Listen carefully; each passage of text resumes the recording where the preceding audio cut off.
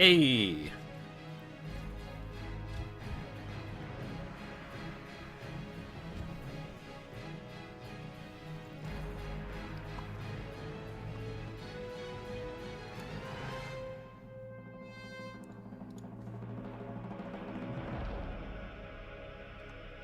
I'm going to turn my speakers down a little bit. As much as I love the World of Warcraft music, it's a little distracting. Okay.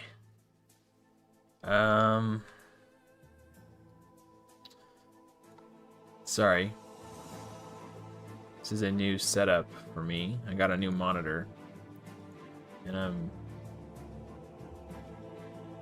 trying to get everything. Okay. That should be good enough. Hello and welcome. Chat is in a different place for me. Normally I stream to this monitor and monitor chat on this monitor, but now my game is on this screen and I'm monitoring chat over here. So it's going to take me a while to get it all worked out. Turn that music down a little bit more. Okay. Today we're just going to be banging out Minotaur. I've come a long way towards getting my masteries done. I'm almost done on a lot of characters. I'm in Gold 4 Arena.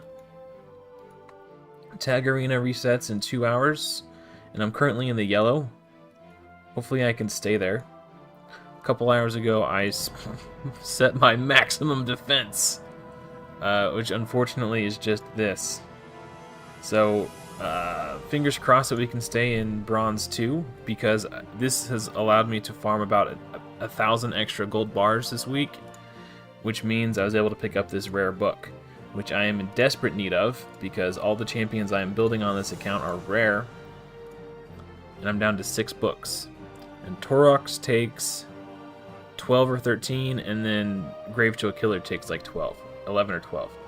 So I have the food to 6-star him, but I don't have the books, so I don't really see the point in it right now, because he really needs the books for that provoke. Hey, what's up, Glynis?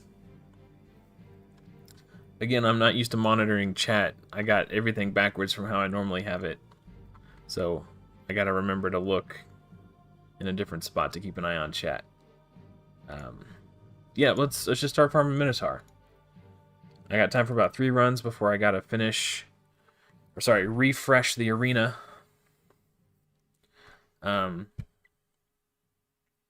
Yeah. I would very much like to finish in Bronze 2 again. If I can stay there, that would be great, because that means I'll be able to buy another rare book this week as well. And then CVC was on Tuesday. Hey, what's up, Zetarat? This CVC, I put up 104,000 CVC points on a 40-day-old account at the time, so I'm pretty proud of that. I went hard. But being in Bronze 2 Tag Arena helped a lot. Being in Gold 3 Arena for most of it helped a lot. Booking High Katoon was a lot of points. I pulled all my shards, which I'll probably start doing that. It's like saving my shards for CVC. Or maybe not. I don't know. I keep going back and forth on it. Because like, I want to help my clan. Because my account is so low level, I want to make sure that I'm contributing, because it's an endgame clan. But on the same time, I want to make sure I'm getting value for my shards, so if I can save them for summoning events and pull in some legendary books, that would be great. Because it's going to take me a really long time to get to Ultra Nightmare, so I gotta figure out how I'm going to get legendary books, because even though this is a mostly rares challenge, I'm still going to get High Katoon, not High Katoon, Seal of the Drakes. I get them confused in my head so often. Seal of the Drakes, Vizix, Yakarl the Scourge, Drexthar.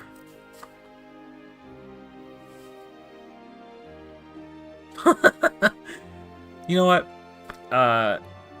Only play the game as much as you find enjoyable. Don't burn yourself out. Just because you see me doing a lot doesn't mean you should feel compelled to do as much. I've been a hardcore gamer my whole life, so it's very difficult for me to take things in moderation. Specifically gaming. It's just kind of in my DNA at this point. You know. Speaking of gaming, I just started playing Minecraft. I downloaded it for the first time. It's another one of those games where, like, you know, it kind of blew up back in the day when I was playing WoW. And everyone was like, "Oh, you should try it. You should try it." And I was like, "No, I'm playing WoW. I don't got time for Minecraft." So I just tried it out. I almost did a Minecraft stream tonight, but my phone battery died and I didn't have access to a charger, so I didn't get to spend my resources throughout the day like I normally do. So I figured I would just stream Raid instead, since I have, you know.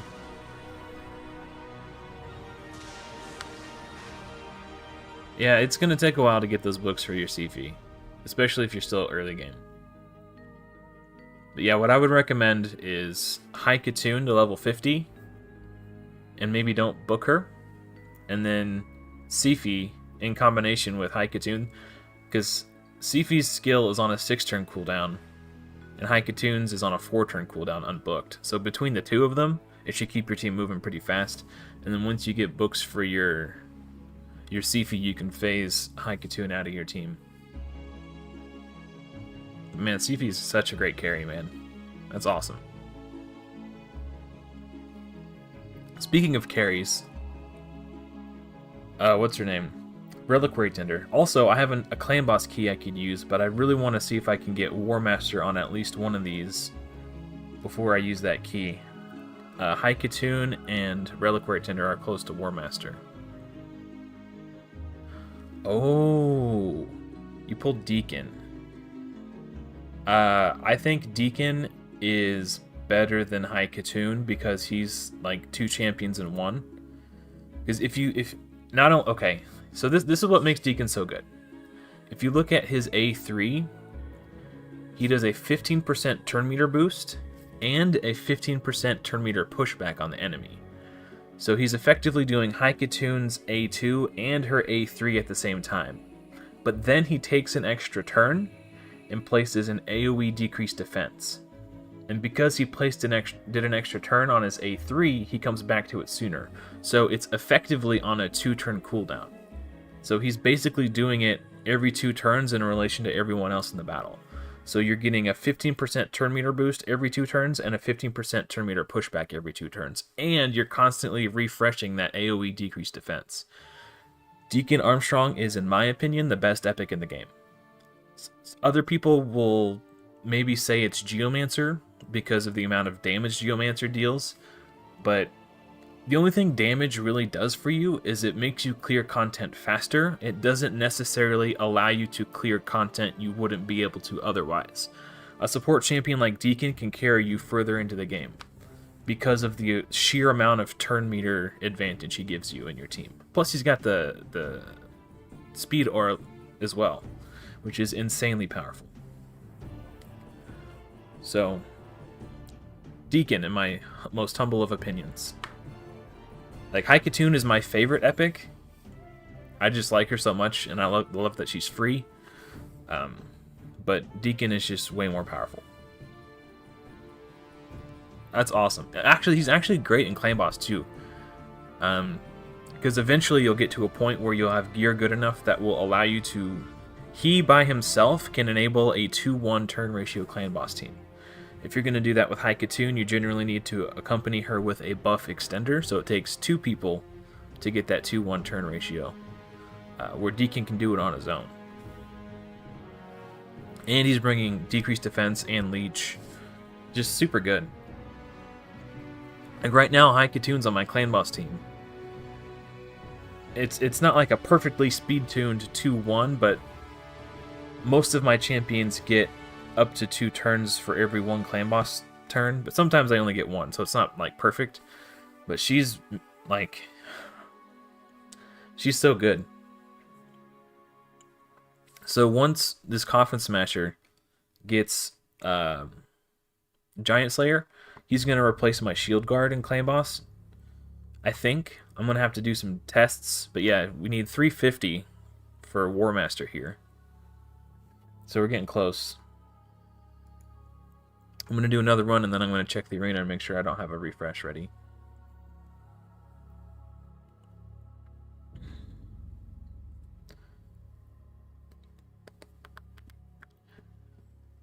I almost forgot what I was talking about before we started talking about Deacon and Sifi. Oh, Minecraft. Yeah. Also, my daughter's playing it too. She's been watching like hella Minecraft videos for the last couple years. So she, like, I was watching those videos with her, and I see a lot of the things they do, but I didn't like retain any of the information. When she got on Minecraft, okay. She asked if she can play. I said, sure, babe, I gotta go to the store anyway. So I quit playing and let her get on while I ran to the grocery store. And then I was gone for like 20 minutes.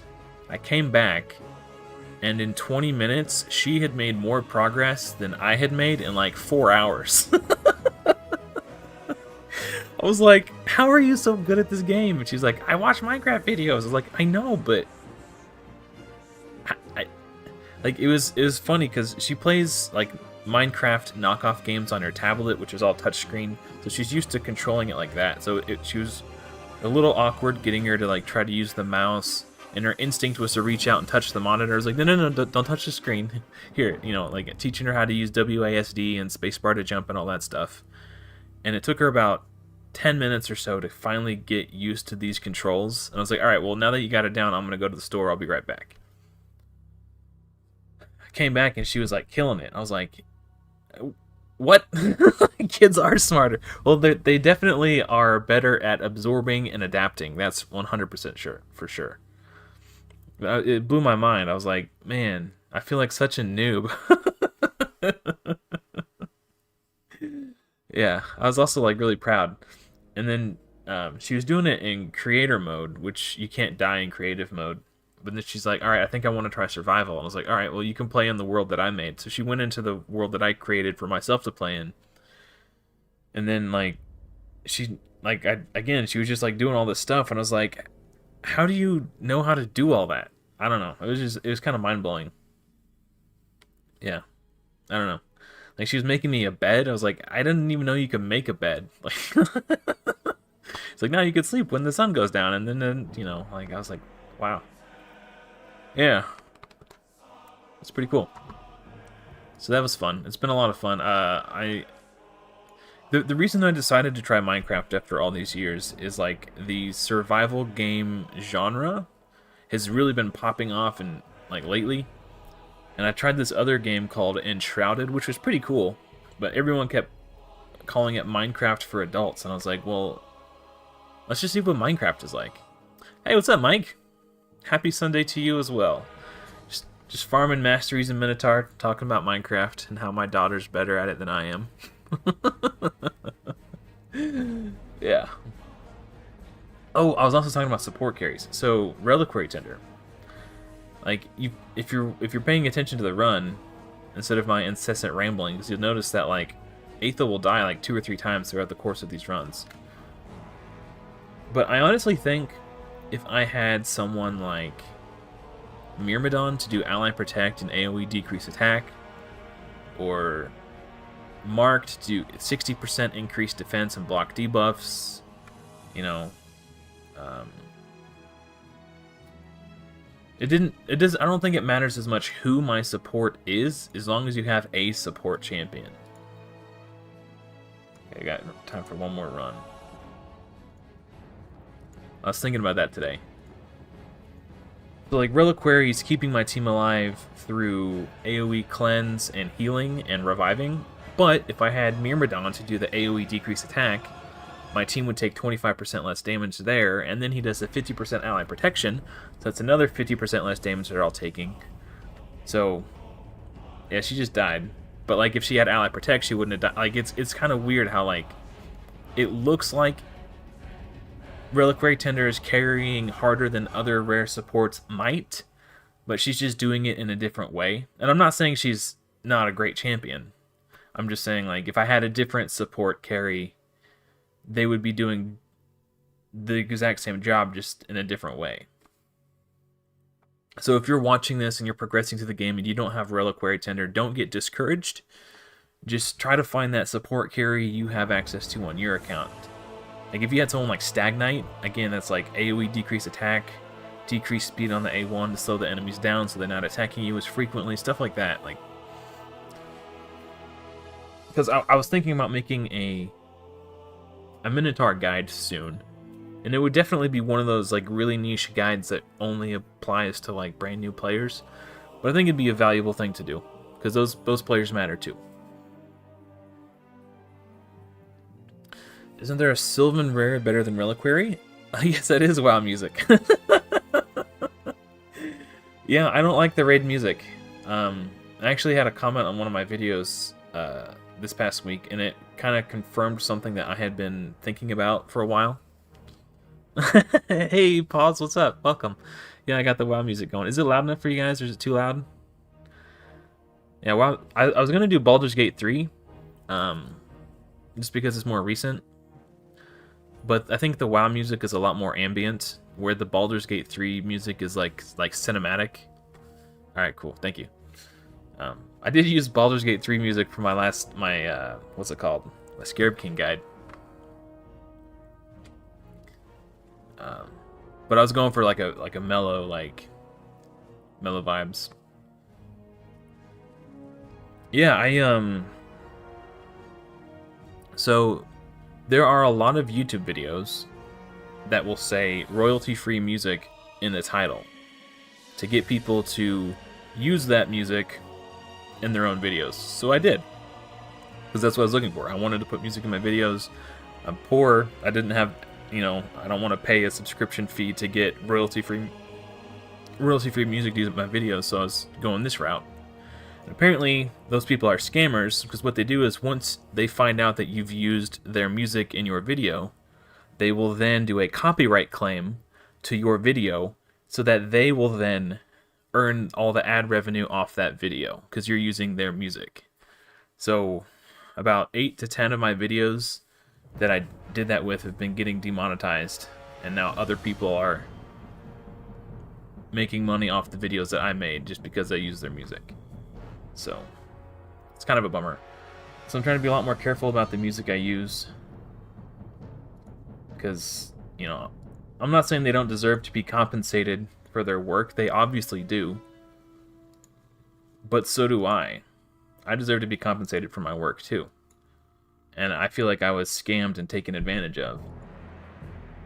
Just kind of shitty. So yeah.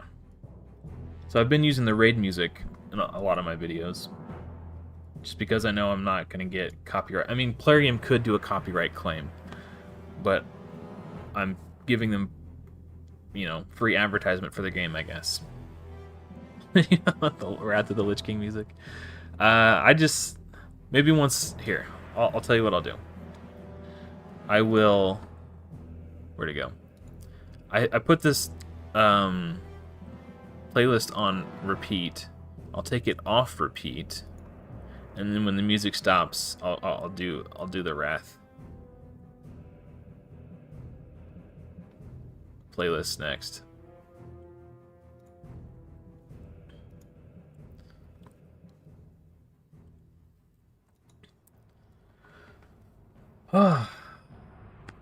Man.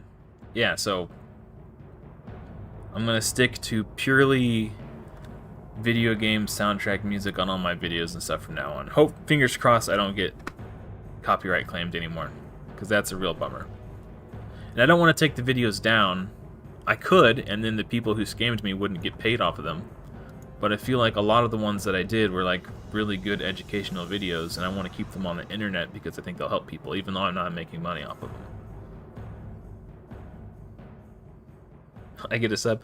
I thought about I have the capacity to do this, I just haven't yet, because I wouldn't feel right doing it unless I could come up with some sort of perks for the people who sign up. But I have the ability to turn on YouTube membership, so like people could legitimately pay, it would be like YouTube membership is like the equivalent of a subscription on Twitch. And that would help me generate more revenue, which I could then use to put back into the channel to buy a Soundstripe subscription or something to, put music in my videos and live streams and stuff. But the issue is I don't know what I would give back to the people who sign up for the membership. I would just feel like I'm taking their money for nothing. I don't know. I don't feel right about it. If I can come up with a cool reward system for the people who do memberships, I might. The problem is I just work so much and I don't have a whole lot of time to make extra content. You mean like other video makers? Yes. The difference is I don't do this full time. This is just a hobby for me. My full-time job, I actually get, make a decent living, and I have really good health benefits and stuff, and it doesn't really make sense. Also, I don't make enough money off doing this to quit my job. Yeah, I don't know. The issue is like,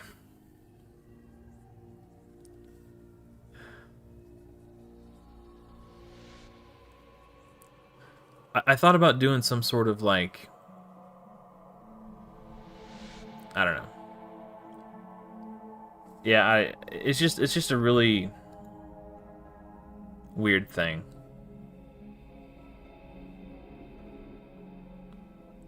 The midnight, you say? I will look into that.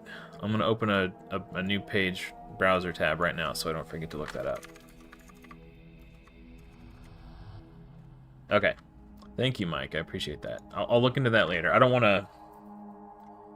to mess with it right now, but that's a good tip. Thank you. Yeah, I know. Yeah, that's why we got the WoW music rolling though.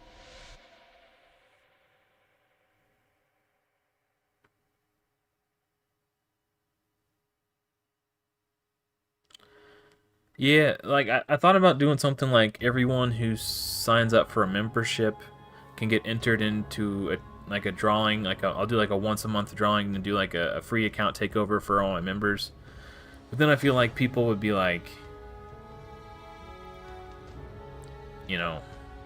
either A, just sign up, because in the beginning there would be so few people doing it that you'd basically just be buying an account takeover for $10. But then, like, once it picked up, I wouldn't want people to feel like, if there's 50 people and then you got a 1 in 50 chance, then it's, I don't know. I don't know what to do. I've thought about tons of different ways to do it, because I would like to get back to doing account takeovers. Like, that's sort of the foundation on which my channel was built on. But the problem became, I started to feel like people were taking advantage of my kindness, and I didn't like that feeling. I don't know. So I quit doing them. Now I only do them for like clanmates and stuff. Like, there's people I've been friends with for many, many years. So I don't know.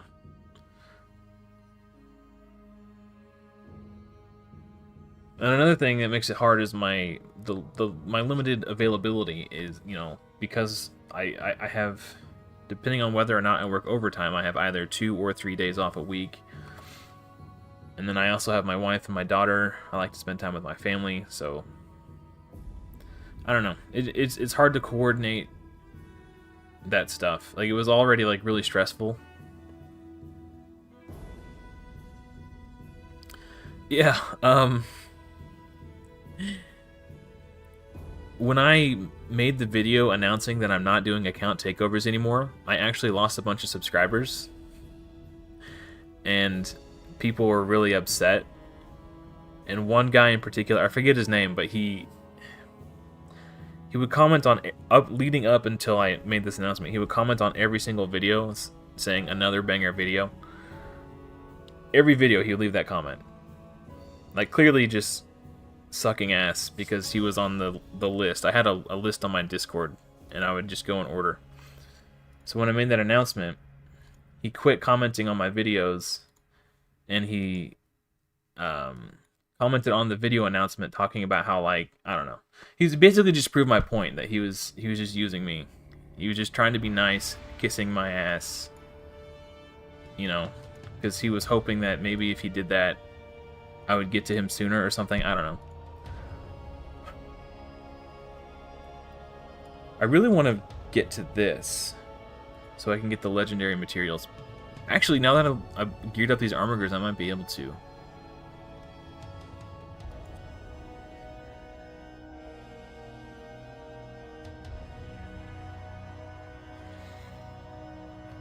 Yeah, and another thing that really annoyed me with the account takeovers is when someone would have me do an account takeover for an alt account.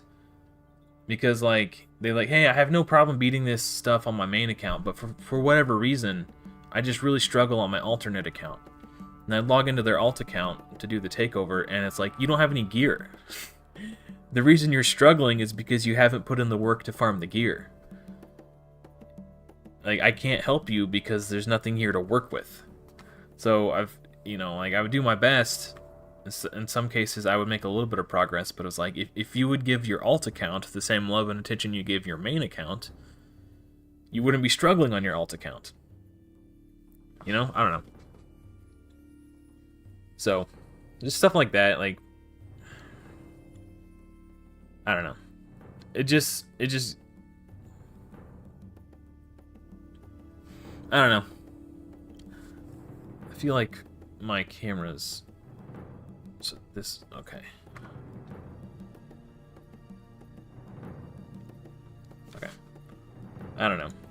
Who knows? Not me.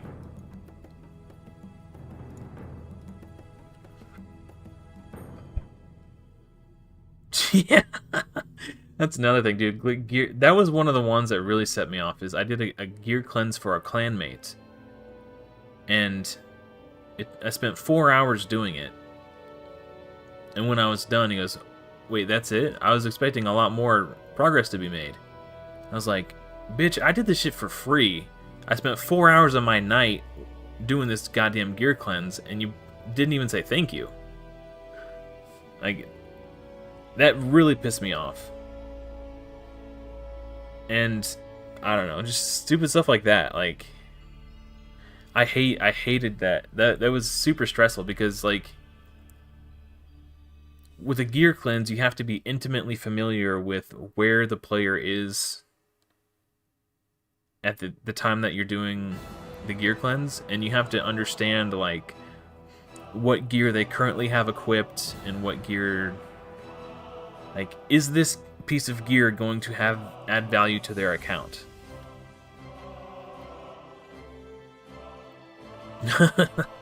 So I don't know. I was able to make. I recorded the gear cleanse, and I was like, I can't just upload this as a 4-hour-long video. No one's gonna watch this.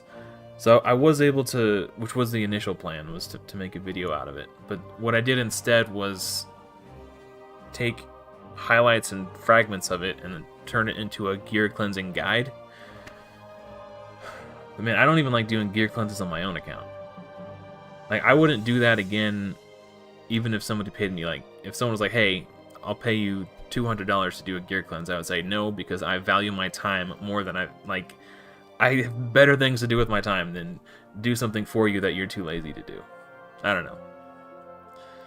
Yeah, but the fact that he was, like, really ungrateful about it, like, he hardly said thank you, he seemed like he was disappointed. Like, did this guy forget that I was doing it for free? Like, I don't know. It was just really, really annoying.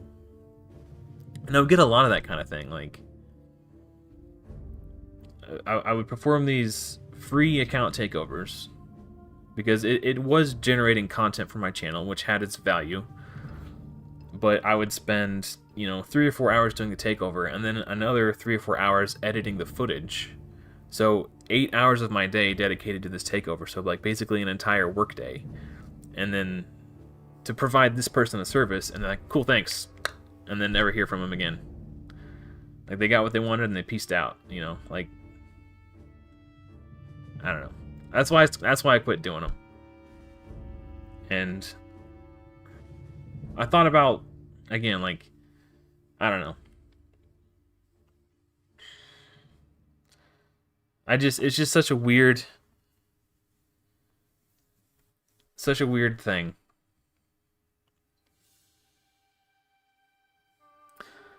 Oh, you gotta run? Yeah, it's 10:30 where I'm at, PM.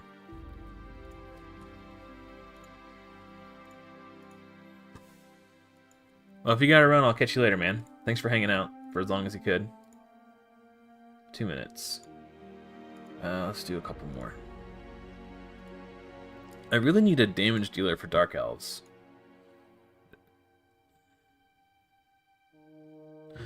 I really do appreciate you guys hanging out. That's awesome.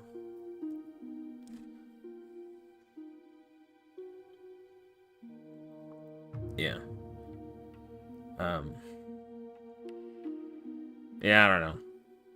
Like,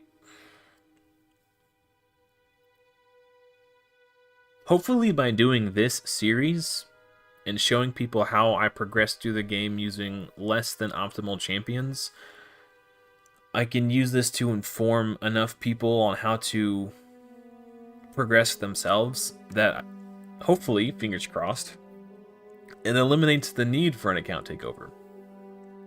The first video I ever made on my account on this YouTube channel was a how to gear your champions guide, because I used to go to the Raid Shadow Legends subreddit when I was in the mood to like offer people advice, and it seemed like every thread was, I'm struggling to progress, you know, what champion should I 6-star next?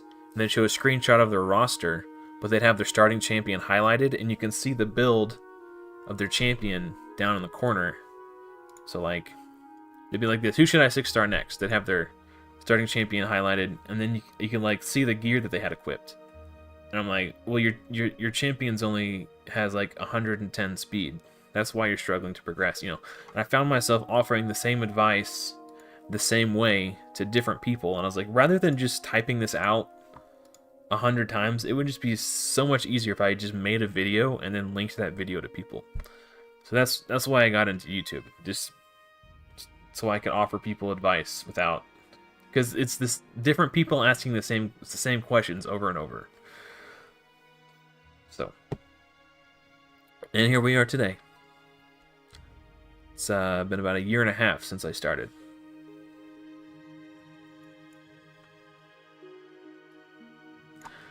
This is the first champ training event that I've skipped on this account. It's a tournament, right? Or is it an event? I don't know. Oh, it's an event. It's an event. Because like the end is a primal shard, which I feel like is decent value for most accounts, but it's, you know, I'd almost rather have an ancient for this challenge. So it's so much work. Or if there's a legendary book at the end too, I'd definitely go for it. This is just incidental stuff from the sparring pit. These would be nice. But yeah, like this account doesn't really care about primal shards. At least not really.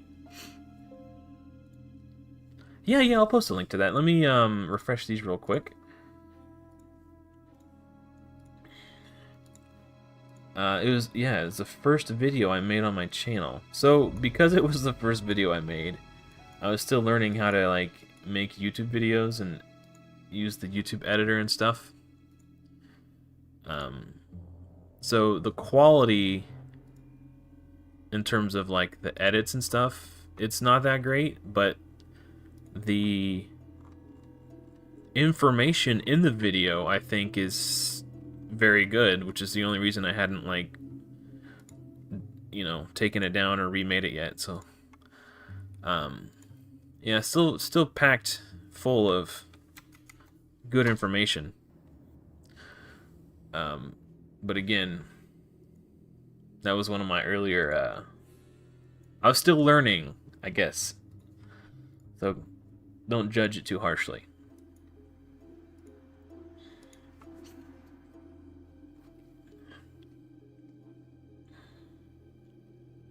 One thing I did forget to mention in that video, which maybe I should update it and make a new video to include this. I forgot to mention stats over sets. And what I mean by that is never force any champion into a particular gear set or gear sets if it means compromising the overall quality of their build. That is, and that's actually a really important thing to mention. So maybe, I don't know, maybe I'll remake that video and just take that one down. At the same time, it's kind of neat to have like my first video on the channel, so maybe I'll leave it up. But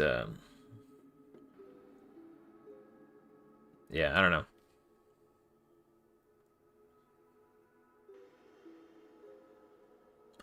Yeah, it's pretty common for people to not uh, participate in chat. I feel like most. I know me personally, when I watch live streams, I don't chat. I'm a lurker. So yeah, it's pretty common.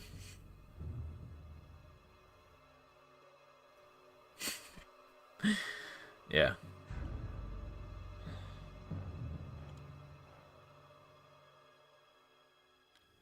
So yeah, no judgments to the lurkers. I myself am a fellow lurker. I get it. I just want to enjoy the show. Early? Well, it depends. It depends on how early you're talking about. Um, actually, let's explore that. Let's look at the clan boss's stats. Okay, so for this, I'm going to show you guys how to do this because this is actually a really important resource to know how to use in case you don't know how to use it. Okay, hellhades.com is where you want to go, and you go to Raid Shadow Legends, and you go over here to Tools where it says Raid Stages Tools, and you can do this on your phone too. It'll just the layout will look a little different. Raid Stages Tools. Encounter type, we're going to say Clan Boss. Choose Encounter, Clan Boss. Select Stage. Let's look at, let's say, I'm on Hard right now, so let's look at Hard.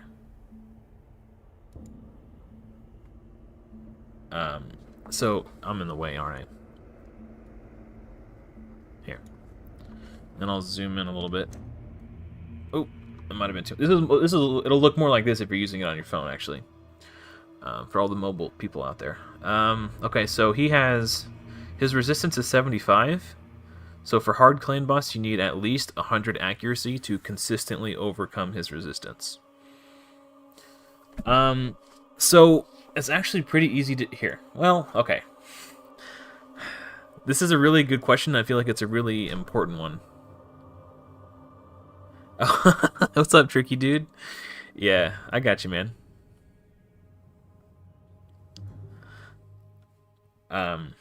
So here's the thing. This piece of gear I purchased from the market. I don't know about this one. But this piece of gear I purchased from the market, this piece of gear I purchased from the market, this I purchased from the market, and this I purchased from the market. I purchased this from the market. I purchased this from the market. I farmed this from campaign. This is all like, this was purchased from the market. These were rewards for clearing some stage of brutal campaign. These are the free login for your first 7 days. This is the login lifesteal gear. There's a high likelihood I purchased those from the market too. Let's see. I think I purchased these from the market. I don't know about this one. I think these were a drop. This was purchased from the market. Oh! That's my purchase of Fragment of Drexlar alarm. So, the vast majority of the gear I'm wearing... we've still got a minute. Okay. It's not even come from dungeons. It's all been like market purchases for the most part. This is from the forage, obviously. I don't know where that came from. I think I purchased that from the market too. This I specifically remember getting from Dragon. But these, I bought these from the market. Like, that's where all my claim boss gears come from. So I feel like, and it's just like if I see lifesteal gear with speed, accuracy, or crit rate accuracy, or speed and crit rate, I've bought it with silver from this market right here. So like if this was a lifesteal piece, I wouldn't buy it because those aren't the stats I'm looking for. Those aren't this, you know. If this is a this is a speed boot, I'll consider it. It's not speed. So you kind of see what I'm doing here. If this is HP percentage, I'll think about it. HP percentage with defense percentage and a shield set. That's how I'm gearing my champions. So if you just keep an eye out for good pieces in here, it's really easy to get your early game clan boss builds that way. A lot of my Haikatune, like, this is from the market, this is from the market, these are from the market, that's from the market, that's from the market. Like, you know, HP percentage, speed gear with speed on it, so I purchased it. Defense percentage, speed gauntlet with HP percentage, so I bought it. Oh yeah. Thank you for reminding me. I had already forgotten. Okay. If I wasn't streaming, I would have just sat there and stared at it and watched it count down and, you know. But I didn't want to just be super boring. Wow. Mike to the rescue. Thanks, buddy. I am so easily distracted and so forgetful. So if we can stay in the yellow for the next hour and 20 minutes, I'll stay in bronze 2. That'll be sweet. Because between... Okay, it might not seem like a big deal, but per win... per battle per match, you get 2, 4, 6. So you get an extra 6 bars per token. And I spend all 20 of my tokens every day. So 20 times 6 is what, 120? 120 a day, 7 days a week. 120 times 7. That's 840 extra bars a week. Plus the extra 130 I get for finishing, or for having been in bronze 2. That's 970 extra. Oh, it's backwards. Well, it's 970 extra bars. So because of that, I was able to pick up this rare skill tome and still have enough to get my Drexlar fragment every day. So if I can stay in bronze 2, I'll be able to get an extra rare book every week. And I'll still actually have enough extra to where eventually I'll accumulate enough where I can get the book and the shard. And still get my Drexlars. And once I finally finish my Drexlar, then I can just buy books and shards and it'll be great. 5 minutes. That's enough time for a Minotaur run.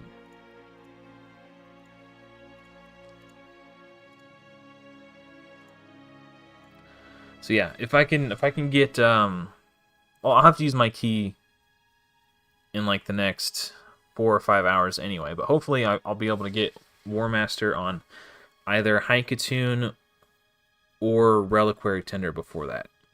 I want to see how much of a difference it makes in my damage. Ooh, that's the Dun Moreau music. I recognize that little piano interlude. Again, distracted.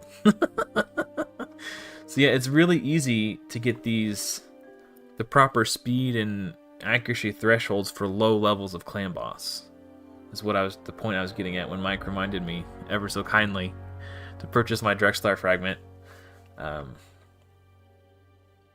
So yeah, I mean, we can look at, let's see, what comes after hard? Brutal? It's in alphabetical order, so that makes it, yeah, brutal's next. So this is where I'm going to try to push up to next. So his speed is 160, which all my champions are 170 or higher, so that's not an issue. So I'll need 125 accuracy. I'm pretty sure I've got that on all my debuffers at least anyway.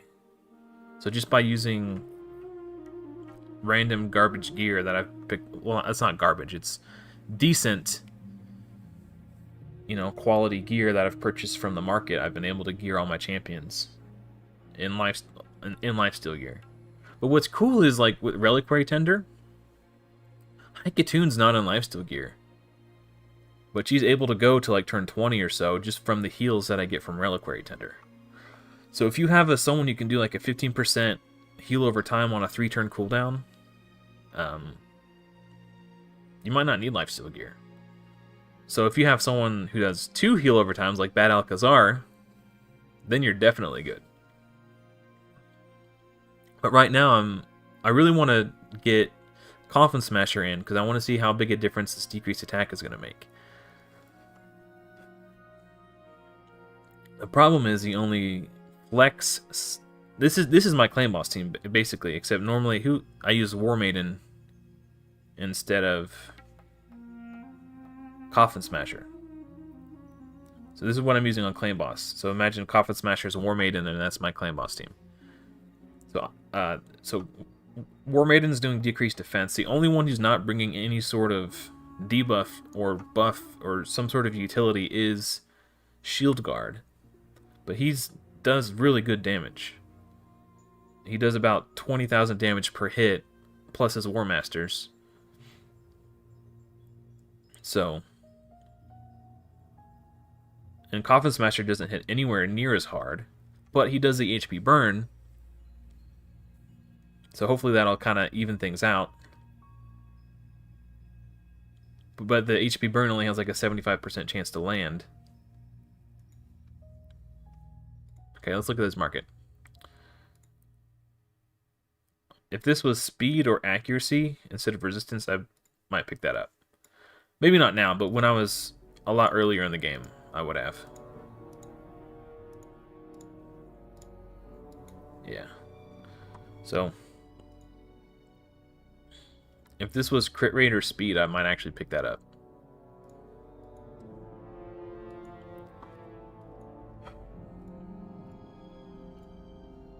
One minute. Okay.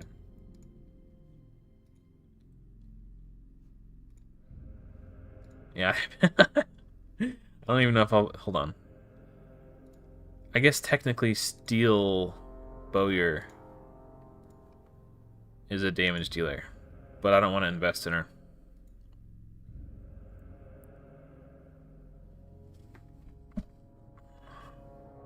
When do I want to hit my HP burn? What do you mean by that? Do you mean like...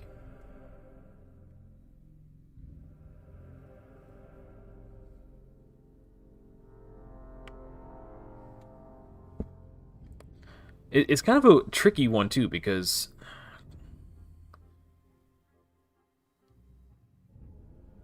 Yeah, he does have the 5% damage mitigation passive. That's really cool. But his primary job is to decrease attack. So if he doesn't have decreased attack on the clan boss, and then he uses his HP burn, I'll be cranky. You know, because like the whole reason he's in the fight is for a decreased attack. The HP burn is just kind of a bonus. But I'm definitely going to take Master Hexer and Sniper, because he gets a ton of value from Sniper, like way more than normal champions. Because each hit has a chance of placing decreased attack. So with books, he's got a 15, 20, 30, so it goes up to 35. So he's gaining an extra 5% 3 different times. It's, you know, each hit has a chance to place it. He gets value 3 times on his A1 from Sniper and Master Hexer. And same thing with this. This is only a 50, 60, 75, so Sniper puts it up to 80% chance. And then there's a 30% chance that if it does land, so he gets value from Master Hexer and Sniper on both skills. So those are really good pickups here. I'm gonna try to take the most direct. Oh no! We want Giant Slayer, so we go here. So 340 more, and we got Giant Slayer, and then I'll keep farming masteries and fill these in when I get there. But I really want to get the tier 6 masteries first.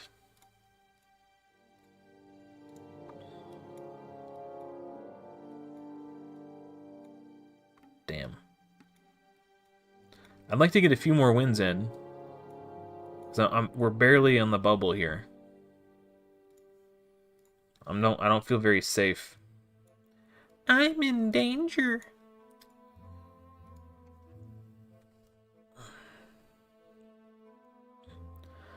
That's not a bad idea, forcing the A1. What I need to figure out is, would that... Cause I want to think of how I need to think of how I'm going to word this before I start talking, or I'm going to start stuttering. Would ensuring decrease attack stays on the boss, because like it doesn't really matter until like turn 15 or so is when the clan boss really starts hitting hard for me. So from turns 1 to 15, it doesn't matter if he lands it or not. So it's more beneficial to make sure he puts up the burn in the early turns. But after turn 15, now all of a sudden I need that decrease attack. And if decrease attack is applied, how many more turns will that allow my team to live? And what difference in overall damage will that make compared to missing out on the 75,000 damage per turn that the HP burn applies? So you gotta find those, like... I don't know the answer to that. That's one of those things I'm gonna have to test. It's gonna be hard to test because I can't make him not use his A1. You know, to see how... I guess I can put a different HP burn champion in. And that doesn't have decrease attack, but then I'd have to build a whole other champion just to do that science. But I do plan to build Ghoulish Ranger eventually for Hydra, but I don't have books for him right now.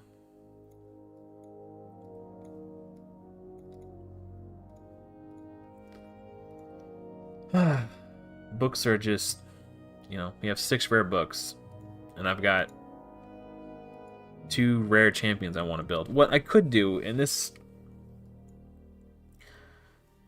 is not something that is generally advised, but I already know the next epic I'm going to build is, excuse me, Dark Elhane.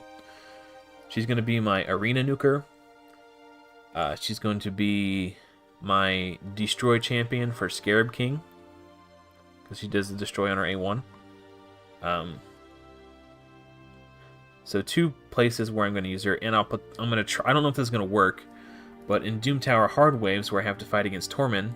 Oh, Curse City! I unlocked this yesterday, and I didn't go in because I wanted to save this for you guys live. So we'll do this later on. I haven't even looked at it yet.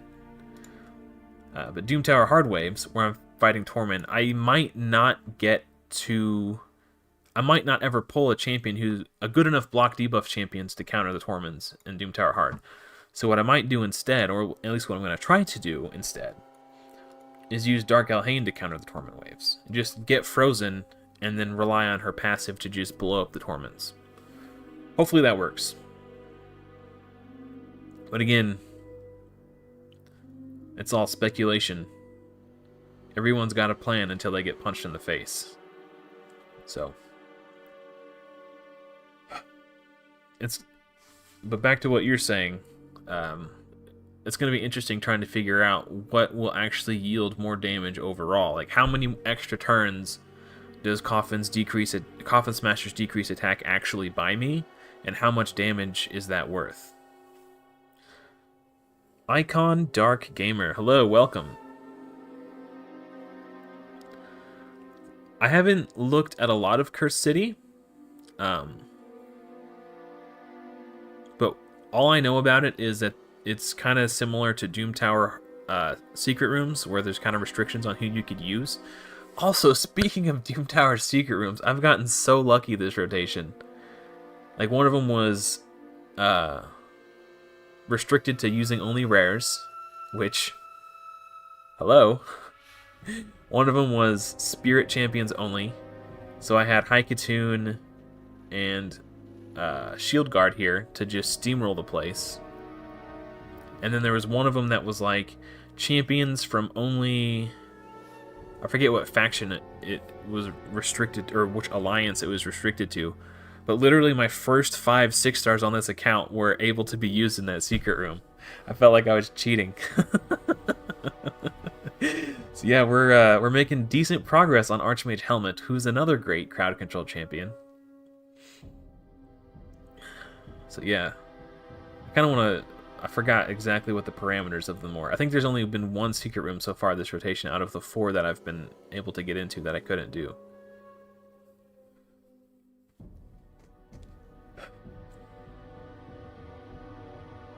So, Icon Dark Gamer. I have dyslexia. And I thought it said Dark Iron Gamer. Which, if you've ever played World of Warcraft, there's a faction of dwarves called the Dark Iron Dwarves. And I thought that's what your name was a reference to. But after like staring at the screen, I realized it does not say Dark Iron. It says Icon Dark Gamer. Still a cool name either way.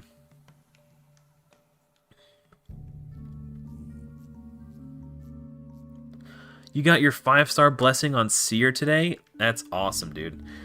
Dude, wait till you get to 6-star. You notice a huge difference. I've got 6-star on my Seer on my old account. She's also So a buddy of mine in my clan, his name is Dan.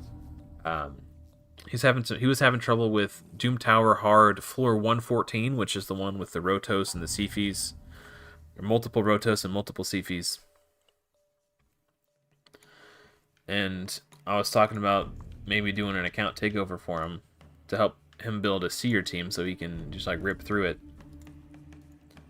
And then I was wanting to know like how I had my Seer team built because it's been so long since I played on that account. So I logged into the account.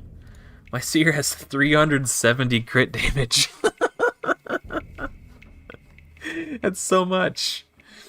And she's in lethal gear, so it's the Savage with the extra 10% crit rate that you get from Dark Fae. And she's got the 6-star blessing. Like, she nukes, bro. She hits really hard.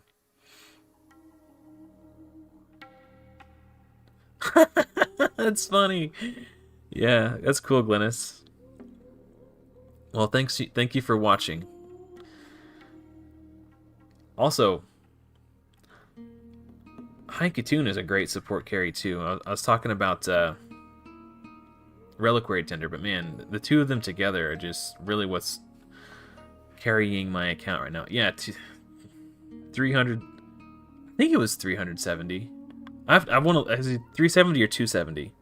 I don't think I would have been as shocked if I had seen two. I think it was 370 crit damage.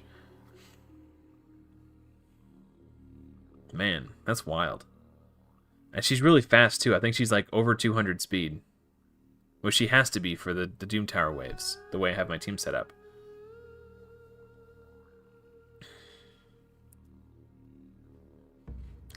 What I need to do is do a guide. I mean, I know that's like a really crazy build, but that account is free to play. So I thought about doing like a world's strongest free to play Seer guy or showcase. There's probably a free-to-play player out there who's got a stronger Seer than that, but I know there's people who've been playing for like 4 years free-to-play, so I can only imagine they have stronger gear.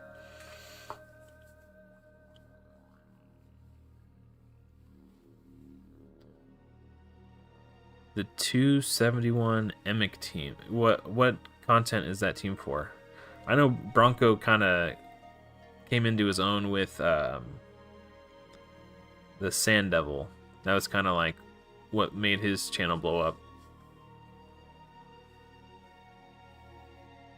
Oh, Iron Twins, Sand Devil, and Phantom Shogun, and Doom Tower. Hard Dungeons. Okay, so like literally everything. Just a one-size-fits-all team. That's really cool. Nice. Yeah, I discovered his channel when I was looking for. I wanted to find a Sand Devil team that used Mother Sybil. And he had a ton of videos on it.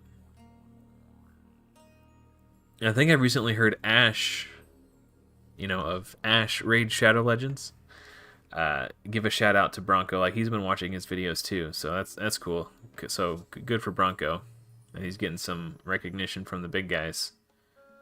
He definitely deserves it.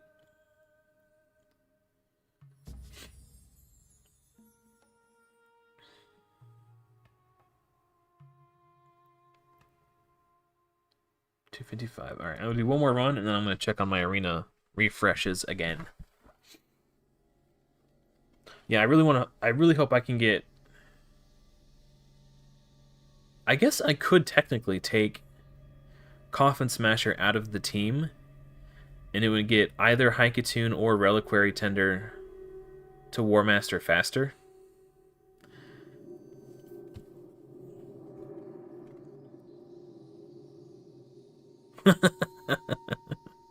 I knew what you meant. Don't worry about it. You think you're the first person to ever typo? Look at these sausage fingers.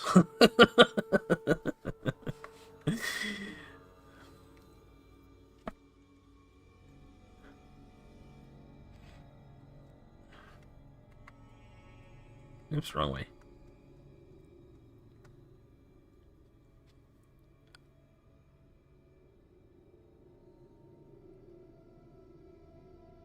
Nice. Rio Bone Spear is crazy. I used her in somebody's account takeover one time. It was he was like a super whale. Like, I don't even think he had his Dark Elhain yet, but he was already like level 91. And he was looking for, he was currently a 4-key Ultra Nightmare, and I built a speed tune, a Haikatune White Whale speed tune for him and got him up to a 2-key.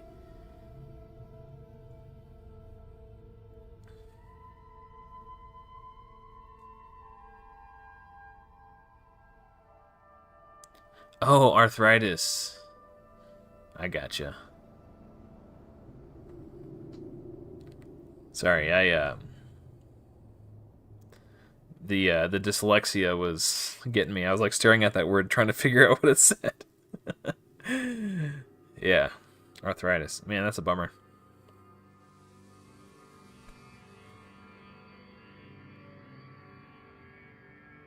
Yeah, Rio's pretty sweet. I didn't realize how much healing she did until I did that account takeover. I was like, damn, she really heals.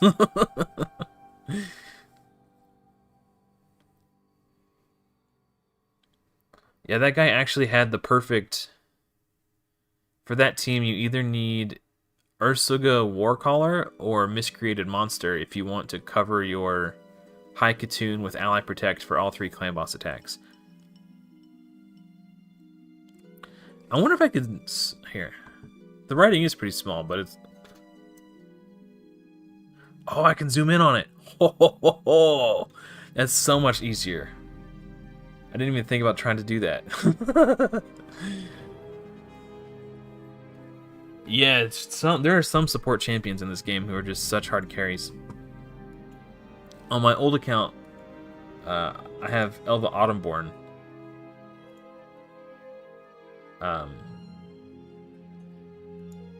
And dude, I went from 1 to 21 in Faction Wars as soon as it opened for Shadowkin or Sylvan Watchers. I just cleared it straight through. Like, didn't even miss a beat. I'm gonna sit here and wait this time because I want to try to get some matches I could win to bump higher up into the yellow. This is such a huge quality of life being in 2 compared to 1. It's like it's an extra 1,000 gold bars a week. Dude, she is so good. What's crazy is because I hadn't played on that account in such a long time, when I logged in, I got this weird like returning players exclusive Forge Pass thing. Is what it looked like. And you can pay $20, and if you did, you would get Elva Autumnborn at the end. So I don't know if that will work for everybody, but you can try quitting the game for like 3 months, and then come back and see if you can buy an Elva Autumnborn for $20. If there ever was a champ that was worth $20, it's Elva Autumnborn. She was really good. I used her in Live Arena on that account because like everyone auto-banned my Duchess every time. And no one was expecting my Elva Autumnborn to be 300 speed with 400 resistance. Hold on, let me refresh Classic, and then I'll go back and look at that. I think there was a match in there I could have won. It was just 3 speed champions. The problem is, like, normally when I see, like, let's say hypothetically I was in Classic Arena, it would probably take me my whole team to kill this Arbiter, so... Right now, all my 6 stars are spread across 3 teams. So I don't even know if I could actually beat this. Yeah, I'm done giving Plarium money. I will never spend another dime on this game or any other Plarium game ever again.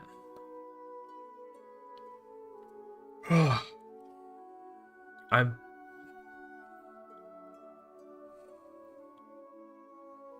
The thing that makes Arbiter difficult is that she self-heals.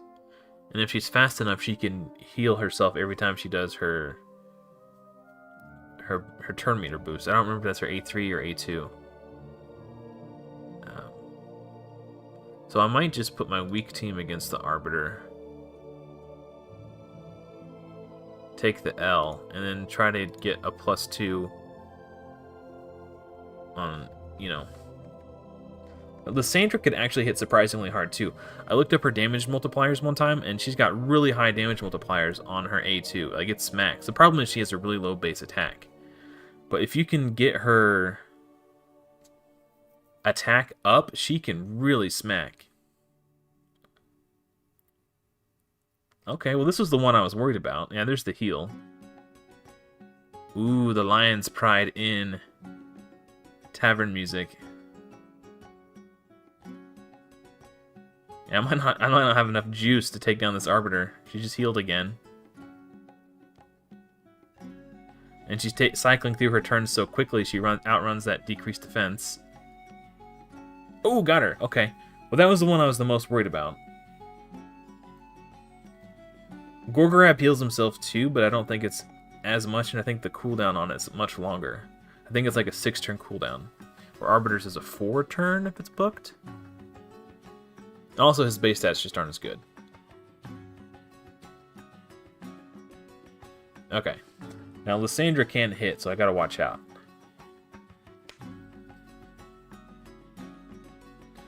I got my, see she's provoked again? I got my Torx in a provoke set, so when he counterattacks, he has a chance to place provoke again. And he provokes with the A1 there, so he counterattacks. So he's just got this, like, permanent lockout potential. Okay, I'm feeling a lot better now. We're 2 wins up out of the red. Feels good.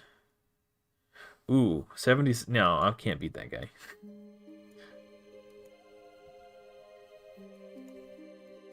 Alright. Sorry, I got distracted.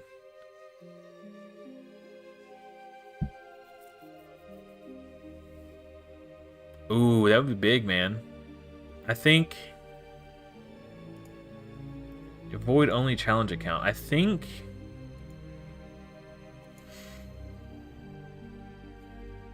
Spider 20 is going to be rough. I think it's possible, though, now that I think about it.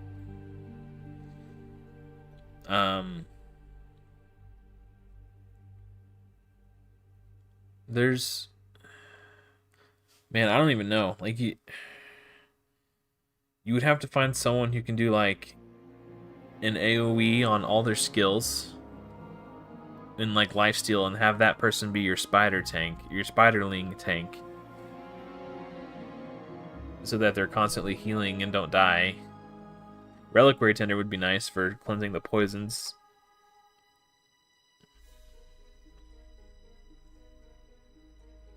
Cold Hearts for the turn meter control. A couple Cold Hearts. You'd probably need at least 2.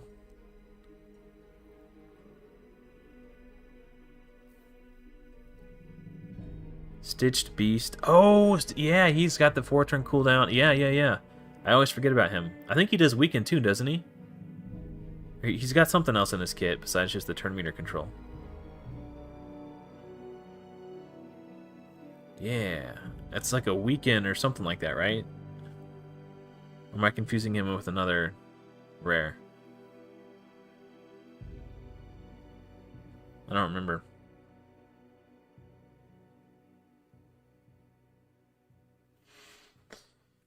Yeah, I almost hope that I don't pull Cold Heart on this account. Just, you know, I mean, I'm confident that I can beat Fire Knight and Spider without her. But if I pull her, I'm obviously going to use her because it's going to make my runs faster. So maybe what I'll do is prove that you can beat the content without her. And then if I pull her, or after I clear the content, then build her. But I think, like, So my longsword Torux, I took the Faultless Defense Blessing because he does increased defense on everybody. He has a weaken. Okay, I knew it was something. He had something. I couldn't remember if it was a weaken or like a single target burn. Okay. Yeah, right on. But Longsword Torux, he doesn't increase defense, so you could use Faultless Defense on him, and it basically gives him like a reflect damage-esque ability. So I think he's going to be on my Fire Knight team.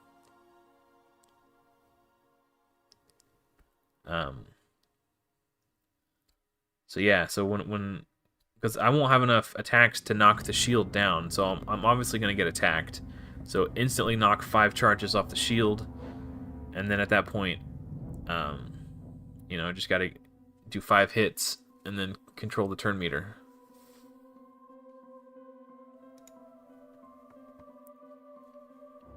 I don't think we're quite ready for this yet, are we?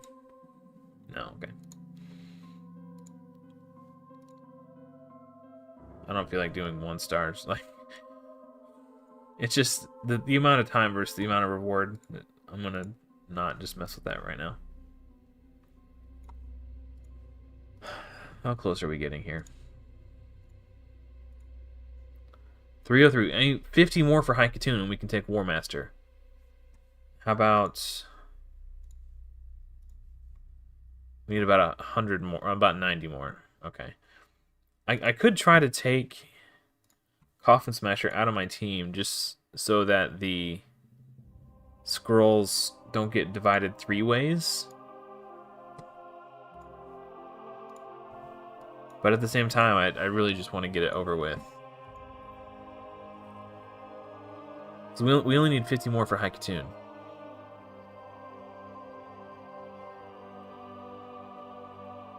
I don't know.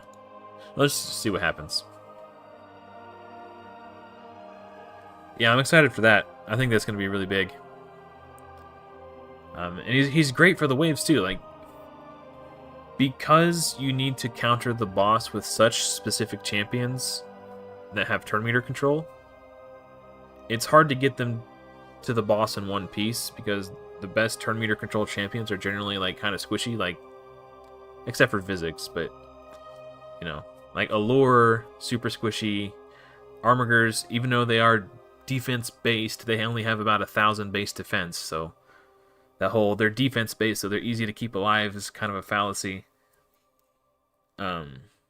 But building them with defense does scale their damage, but you know, he's still a squishy little guy. But War Maiden is my only decreased defense champion, so she will be my affinity tank. So whoever Longsword Torux doesn't provoke, they will be attacking my War Maiden. So I need to make sure that she's built plenty tanky. Because it's going to be probably 2 Armigers, Torux, Haikatoon. Those are all Spirit Affinity, so they're all strong affinity to the Force Affinity waves in Fire Knight 20. And then War Maiden for decreased defense. So, yeah, I'm going to have to build War Maiden super tanky, because she's going to take all the aggro that doesn't get assigned to Torux via provokes. Like if I take what's it called, Fearsome Presence Mastery, he'll still only have a 70% chance to provoke on his A2. But hopefully, with the addition of the provoke set I put him in, you know, it'll up his odds a little bit.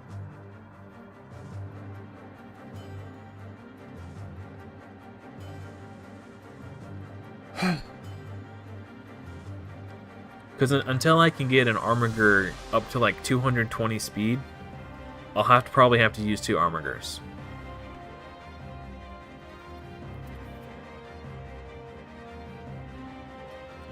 But hopefully by the time I get Drexthar, I'll be able to do that. Because having Drexthar with a 3-hitter A1, it'll also give me more damage on the waves. Like having 1 Armiger instead of 2 means I could bring in an extra damage dealer to speed up the run. So hopefully by the time I get Drexthar, I'll have Armiger fast enough to solo the turn meter.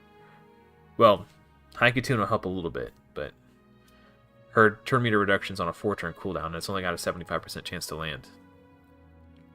But between the turn meter boost and the decreased speed, I could also take Evil Eye on everybody. That'll help out a lot.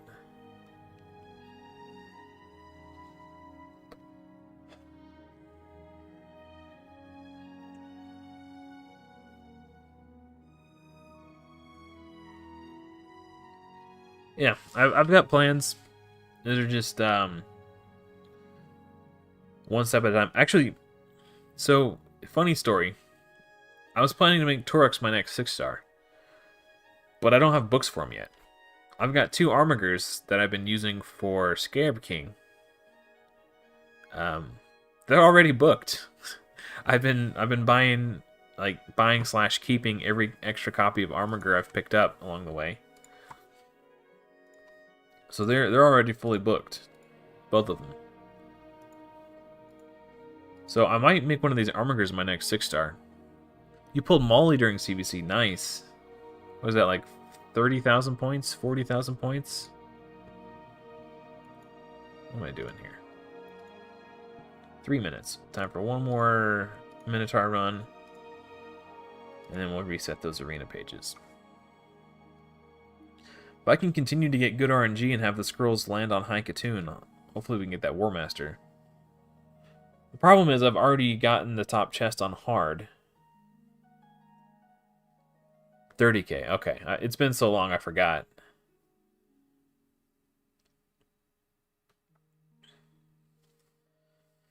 But yeah, man, like, because I'm so short on rare books, and I've already got 2 rares that I'm trying to build, I think I'm going to save my Ancients. I still kind of want to pull my Voids. Because, like, if I pull Seducer, then all of a sudden I have a Ally Protect for Clan Boss. And block debuffs. And increased defense. And technically Leech through Temptress. So that means if I have Leech, I don't have to put people in lifesteal anymore, which makes them so much easier to gear. Wow, 350k this week. Nice, dude. I think the most I've ever gotten was 350k, and it was the CVC. Okay, so if you've been following the channel for a while, you may know this. On my old account, I had 4 Rosins at one point. So every time I pulled a Rosin, I'd get super salty. But I traded them in the token trader to buy a Foley because I pulled a 6-star perfect soul for Foley. And I was like, well, I can't not build a Foley. I ended up regretting it, though, because he wasn't really doing anything for me that I wasn't already able to do. Like, his block revive is nice, but I already had Lydia on the account. So that was a big regret. I should have, because I ended up, this was before I built my traditional clan boss team, but I ended up using Rosin to build an Ally Protect traditional 2-1 team, and it would have been way cooler if I could have had a +3 Rosin, you know? It would have been a lot more damage. Yeah, I would have to bring Temptress too, but she brings Leech, so she's not a complete dud. So so you can think about it like this: without Temptress, Seducer still does the increased defense and block debuffs. So you can think of Seducer as the increased defense and block debuffs champion, but it's not until you get Temptress on the team that you get Ally Protect. So you can think of technically Temptress having Ally Protect and Leech. So they loaded Seducer with the majority of the abilities, but you don't get one until you have the other. So I like to think of Temptress as the Ally Protect champion, even though she can't do it unless Seducer's there.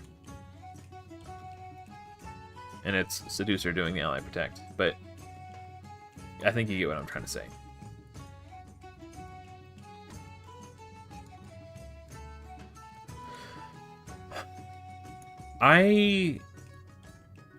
Back when I was still playing on my old account, like every day. Oh, I just lost a battle. Did you see my rank go down? I need to be on the hunt. I got 42 minutes. Crap. Yeah, 11 seconds ago. Man, it sucks that this is all I have. It's literally everything I have. Maybe I put... Since this team kind of sucks anyway, maybe I put Reliquary Tender here. Just so, like... Maybe I even just stack this team. And then just have like an L team over here. Hold on, I gotta get my... My Jizzo sucks, but he's got gear on, so... He's going in, You're coming in, off the bench.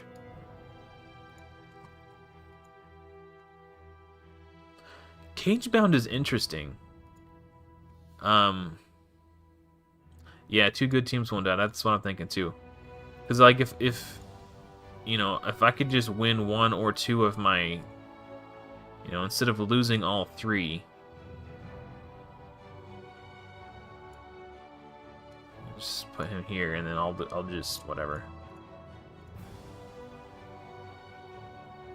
It's a bummer that this is only defense in dungeons, but he still does an increased defense.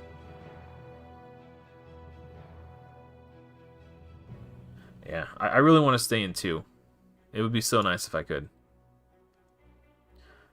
Yeah, he's definitely not bad. I wish his cooldown was shorter though. Oh, he does do an extra turn. What is it?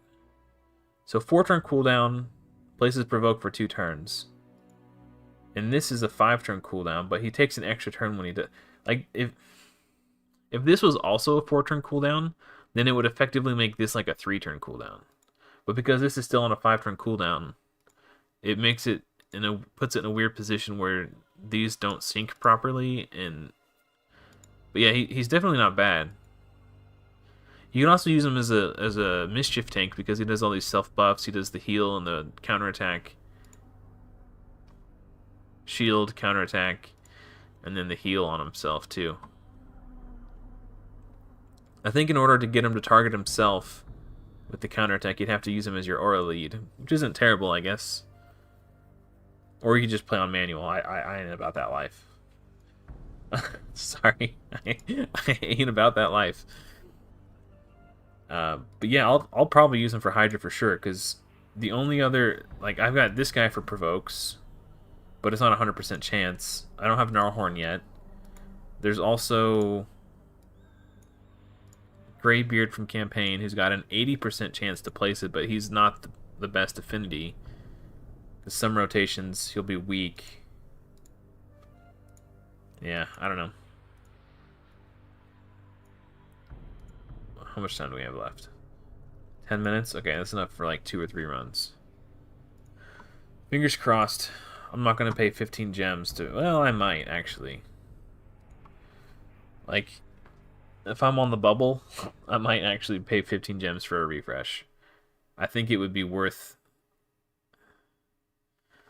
You know, the amount of value that I gain for being able to stay in Bronze 2, I think is worth... Because that means, like, I'll be able to get an extra rare book. That's pretty much it. I'll be able to get an extra rare book. So would I pay 15 gems for a rare book? Probably. But there's still no guarantee that I find a match in my lineup. If I pay 15 gems to refresh, there's no guarantee that I'll find a team that I could beat. So maybe it's... I don't know. It's a gamble.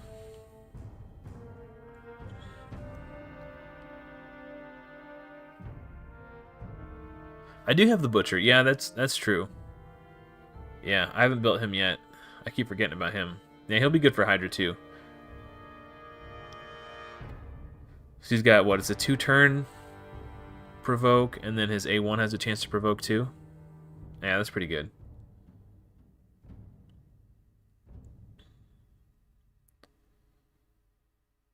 And he'll be good for Magma Dragon. He's the good affinity. No, you want Force affinity provoker, right? Because one rotation is Force, and I think the other one is Spirit, if I recall correctly. Or is it? No, one must be magic and the other must be force. Because I use my War Chief, who's force affinity, for Magma Dragon. So if one is magic affinity, I don't know. I'll figure it out.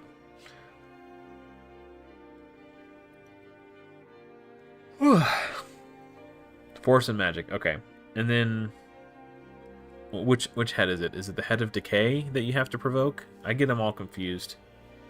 But yeah, I think he goes back and forth between force and spirit. Like, they would do it that way, wouldn't they? The only two bosses in the entire game that can be provoked don't have aligning affinities, so you can't use the same champions for both. It's really stupid. But that's something that makes Gnarlhorn really great, is that he can't weak hit when he does his provoke, so you can use him everywhere where you need provoke. And then there's the implications of him in Phantom Shogun too, because he can't weak hit on his A1.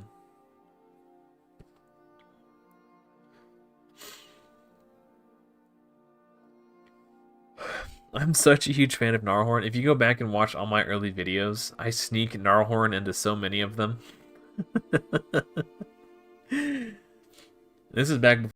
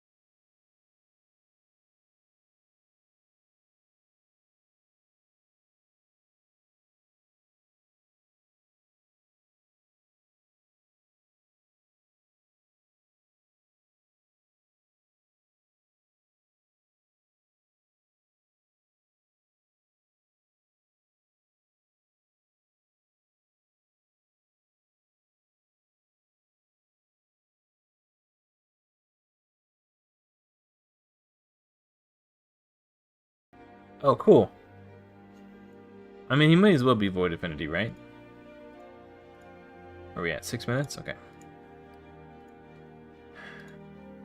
I really just want War Master on High Katoon. Both of my kitties came inside.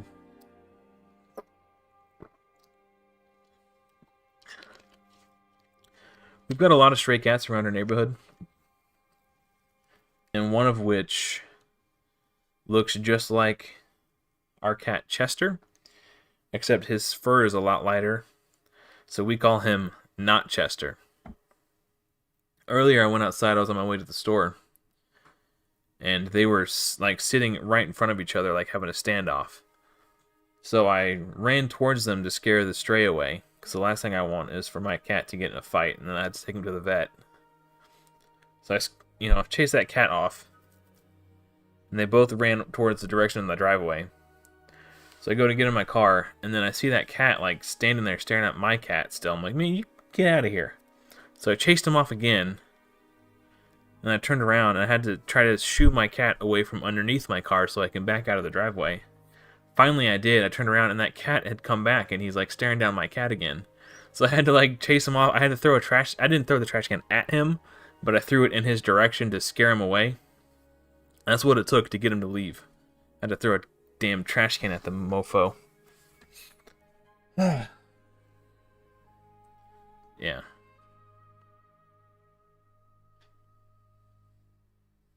Oh, that's true. Yeah, you need him for the rosin fusion. How are you gonna do faction wars, man?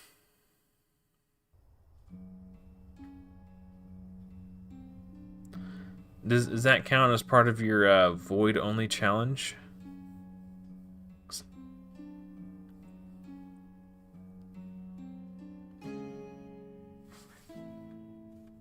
What is this music? I don't recognize it. Oh, Torrent Mill, that's why. I don't play Horde.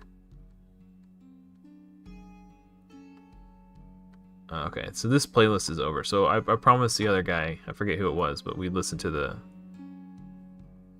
Hold on a second. Ah.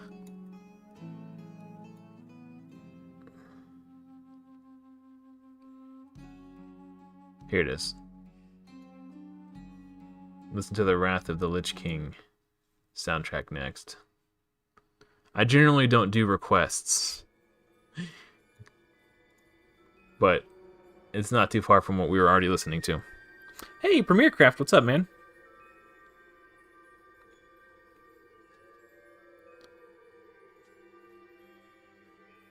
Okay, that's fair.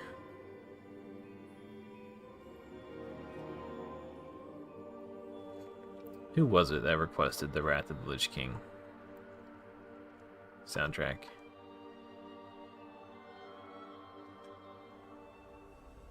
Pause it. Here we go, buddy. I don't know if you're still watching or not, but that's for you. We're getting closer. 26 more scrolls. 3 minutes. We got time for one more run. We go fast.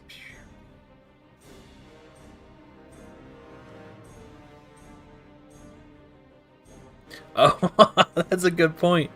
Yeah, the Great Hall makes it a lot easier, doesn't it? Yeah, if you're only using voids. Yeah, nice. I didn't even think about that.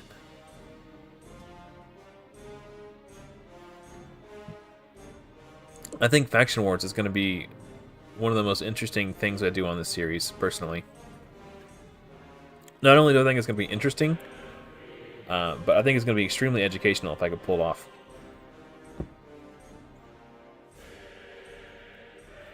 I'm going to have to get really creative. I think, what's it called? Guardian set is going to be massively important. Particularly for dwarves and other factions that have the boss that ignores defense.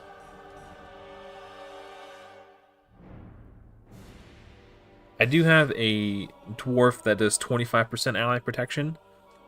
So that's something. But if I could have that in addition to Guardian set, then I think I could beat that boss.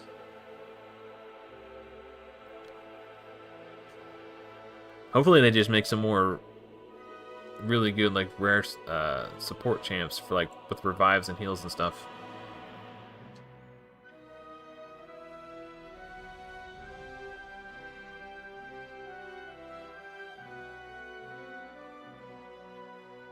Hey, nice. Yeah, it feels good when you finally get to relax. Yeah, that's good, man.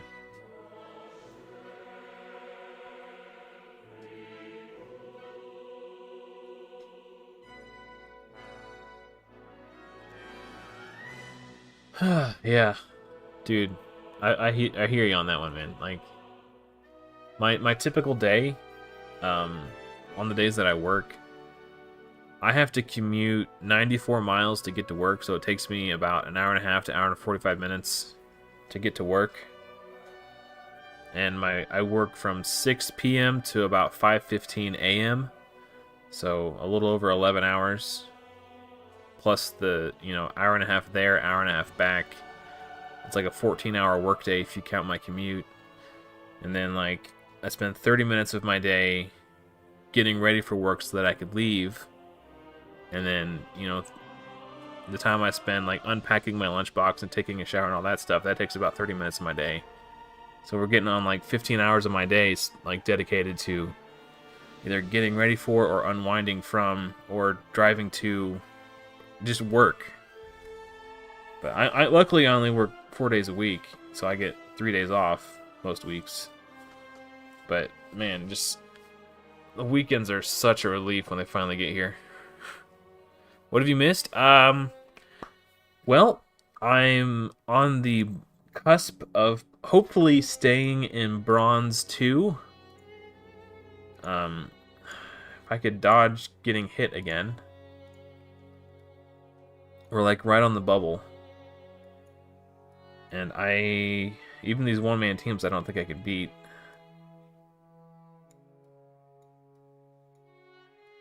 Oh, oh, oh, oh! Oh my gosh, this is such a relief. Okay.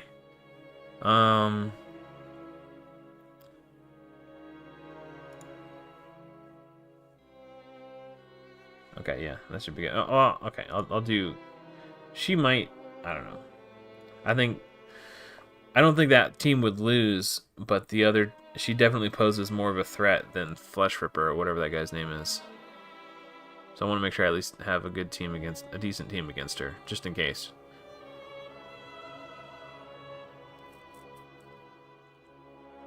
I need to get my my Taurox faster than my Shield Guard, so Taurox can do increased defense for Shield Guard before he nukes. But my Provoke set gear is so crappy right now. Okay, well, we have time for one more refresh before reset, so hopefully we can get another win and we can dodge getting hit again.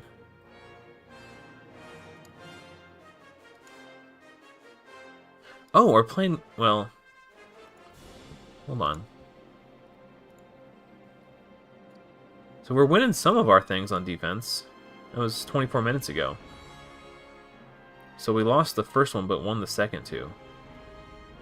Here, we only lost 1 out of 3, 1 out of 3. Okay. We're doing okay. And this was all before I changed my defense. This is back when I had a food defense. Around 5 o'clock my time, so about 6 hours ago, I switched to a real defense. So this is my first, you can see I'm actually winning some of the 3. So it's helped me out a little bit, actually. Dude, this guy's level 46. He's got Uko, Brago.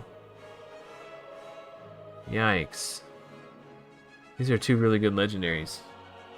That's right. I mean, Ralathos is decent too, but that guy's, yeah. It's unlikely that he's full natty, free to play. Wow. It's not very often I get 2 free wins. How many 6 stars do I have? 6, I think. I could 6-star Longsword Taurox right now. I have the food ready to do it. But I don't think I'm going to 6-star him until I have enough books to fully, actually build him. What a whale. Dude, I've seen worse, believe it or not. About to get your void. What do I guess it's going to be? Let's see. Who would I like it to be for you? So, oh wait, someone was saying something about a Void Rare being better than Reliquary Tender, potentially? Is it this guy? Oh, I mean, that is 2, yeah. I mean, he does revive, yeah, that's Reliquary Tender times 2. The shield buff makes it better, too. Increased defense and a heal. 3 to, yeah, I mean, wow. Yeah, I would, if I had him instead of Reliquary, I definitely... Well, it depends, I think Reliquary Tender's still better in Nether Spider, but for most areas, this guy would be much better. You use him in Fire Knight. The revive is a lot better. You're getting 2 revives, plus a shield to help. Because one of the biggest issues with Reliquary Tender, and you'll probably notice when I do my next run, is that... a lot of times, right after she revives somebody, if Haikatoon doesn't turn meter boost them, so they can take a turn and heal off lifesteal, they die again almost immediately. Oh, that's right, no cleanse. Yeah, that's what I was saying. So I think Reliquary's probably better for Nether Spider for sure. And the heal is 15% heal, whereas Reliquary's you get the 15% heal twice because it's a continuous heal buff, but they're yeah, I don't know. I think his revive is definitely better. Getting that shield on top of everything else is really big. War Priest and Caden. I don't remember who Caden is. But one thing that's really nice about the instant Panthara, no, dude, she's so stupid. She's like not even good in Faction Wars. At least I decided she wasn't. I used my Panthara that I pulled as a chicken. You got Ugo, nice. Ugo is really good. Man, y'all are making me want to pull my voids or my shards.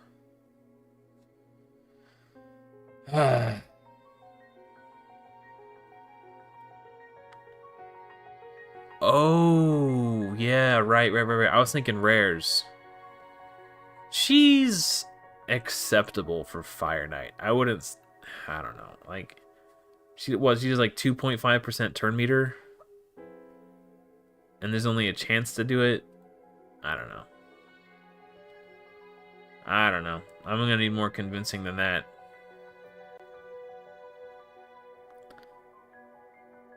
Yeah, no, Caden is really good. He does the AoE decreased attack too. I was thinking rares, so I couldn't remember who Caden was. Yeah, he's really good. In terms of Faction Wars, Dark Elf is gonna be a breeze. Barbarians is gonna be a breeze. But other than that, it's gonna be really interesting to see what I have to do to get it done. Okay, I mean, if you're desperate for heal reduction, ideally you don't need heal reduction because you could just keep his turn meter down. But I guess, I don't know. Yeah, I mean, she's not terrible. I'd rather, I don't know. Yeah, Spirit Keep makes sense. The heal reduction's nice there. Wait, what? A legend from a mystery shard. Do you mean like Frozen Banshee? Okay, yeah, for your challenge. Yeah, no, that's fair. Okay. Yeah, I forgot about the context is very important. Yeah, that's a good point. For a void-only challenge, if that's who you got, then that's who you got. Yeah, I guess you can't use Armor Girl in a void-only challenge, can you? Oh, you were kidding. Okay, I thought you were being like sarcastic, like because Frozen Banshee. Some people say she's like a legendary disguised as a rare or something.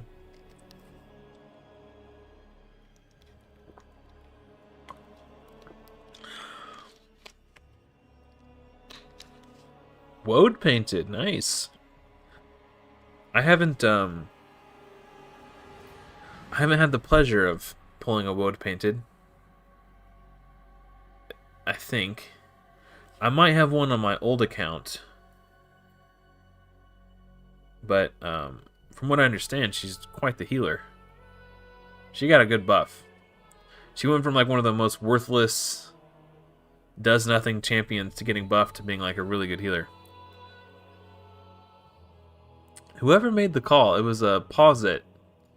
I don't think they're around because they haven't said anything else in chat. But whoever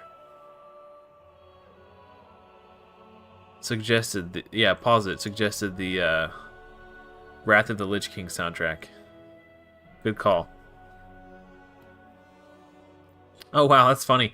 Yeah, man. Oh my gosh. Speaking of not knowing who someone is when you get her, on my first ever account. Okay, let me rewind. Give some context. Oh hey, wow, 9 days in. That's awesome.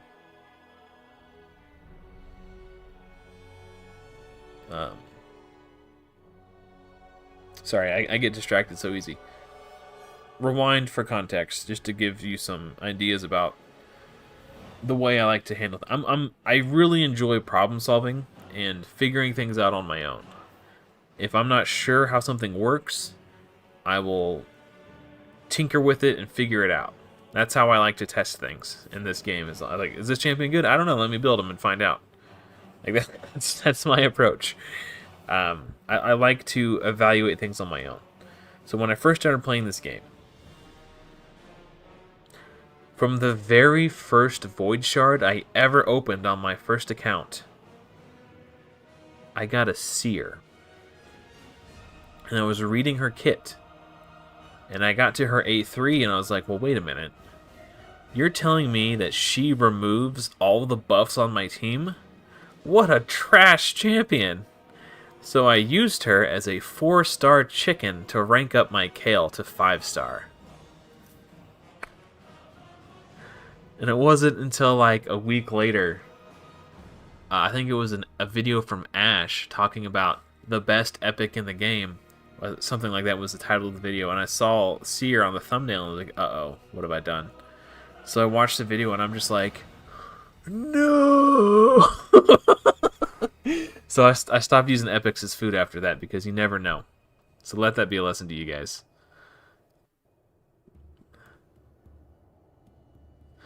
So because Seer was the first epic I ever pulled from my first Void Shard, I assumed, incorrectly, that the purple shards gave you epics, and therefore jumped to the conclusion that orange shards would guarantee you a legendary. It's before I knew about this little guy right here. Because at that point, all I'd ever gotten from the blue shards were rares. So to me, it made perfect sense. Oh, blue shards give you rares, purple shards give you epics, and orange shards give you legendaries, right? It even says rare, epic, legendary, rare, epic. You know, like I wasn't looking at that. I was just, you know, color coding. Like, oh yeah, one void shard, one void epic. Like, of course that's how it works. Yeah, that Kale. Also, I also used a what's his name? Phoenix. Phoenix and Seer I used as 4-star chickens. So that, I mean, Phoenix isn't like on the same level as Seer. He's still a good champion.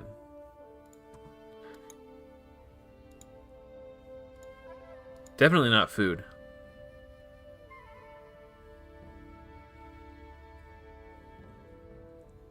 Yeah, I mean, yeah, you can get legendaries from Sacreds. I'm just saying, in my mind, I thought I was guaranteed to get a legendary every time I opened a Sacred. And it wasn't until I opened a Sacred and didn't get a legendary that I was like, wait, what? And then that's when I saw this button. I was like, wait. Oh, I felt like I was so mad. Because I didn't get my first Sacred until I'd already been playing for a month. Like, from your monthly, this thing. So I was so invested, and I was looking forward to it. Like, my first, I thought for sure I was going to get my first Legendary for the first, you know. And then I was so pissed. Yeah. Oh, you got a Legendary from one of these? That's cool. That's really cool, too. What am I doing here? What's the time left on this? 1 minute? Okay, I'm just going to hang out and refresh this, because,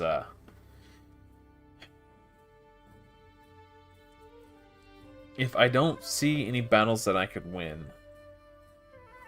when I refresh, I will consider hitting the refresh button. I don't know, I feel like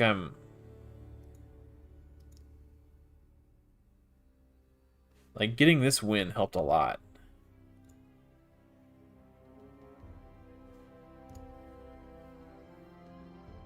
Sorry, buddy. By the way, to whoever attacked me and lost. Hopefully you can stay in Bronze 2 as well. You got Zavia, nice! She's pretty good. The issue with Zavia is to really make her shine, you need a good AoE poisoner, and those are just really hard to come by.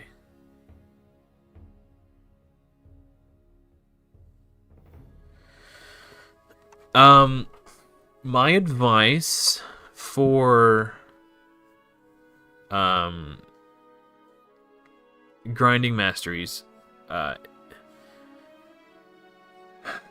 if I would wait until you can farm stage 15, maybe 14, until you get to, like, I'll show you what I mean in a second. I want to make sure I get this refreshed. I don't want to suffer in Bronze 1 if I don't have to. Okay. I might be able to beat this guy. Yeah, I think I can. Oh. Probably can't beat Ultimate Death Knight. Okay, let me take this fight that I think I could win, and then I'll answer your question. I want to make sure I have time to think about the answer, too. Okay, so we got Force, Magic. I think I'm going to take this team there. And then my weak team against his wiener team. And then 8th. So even if I only win 2 out of 3.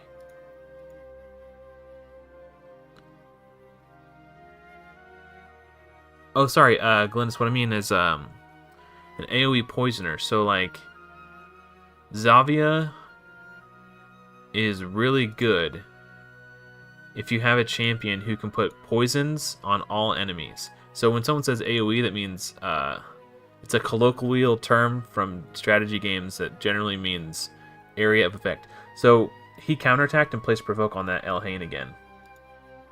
So that's really cool. That's why I have him in a Provoke set. I think I mentioned that earlier, but it just happened again, so I wanted to point it out. Kale, I wouldn't consider him an AoE poisoner. He can poison multiple enemies with his A3, but it's not exactly what I mean. Let's just kill this guy before he gets a turn. I don't know why I'm manualing this. I could have easily just done this on auto.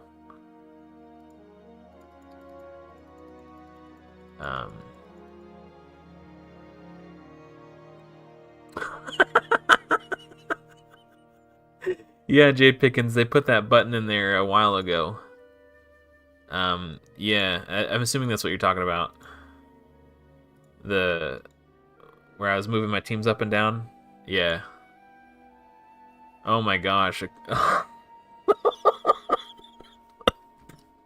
That's I'm sorry to laugh, but that's really funny.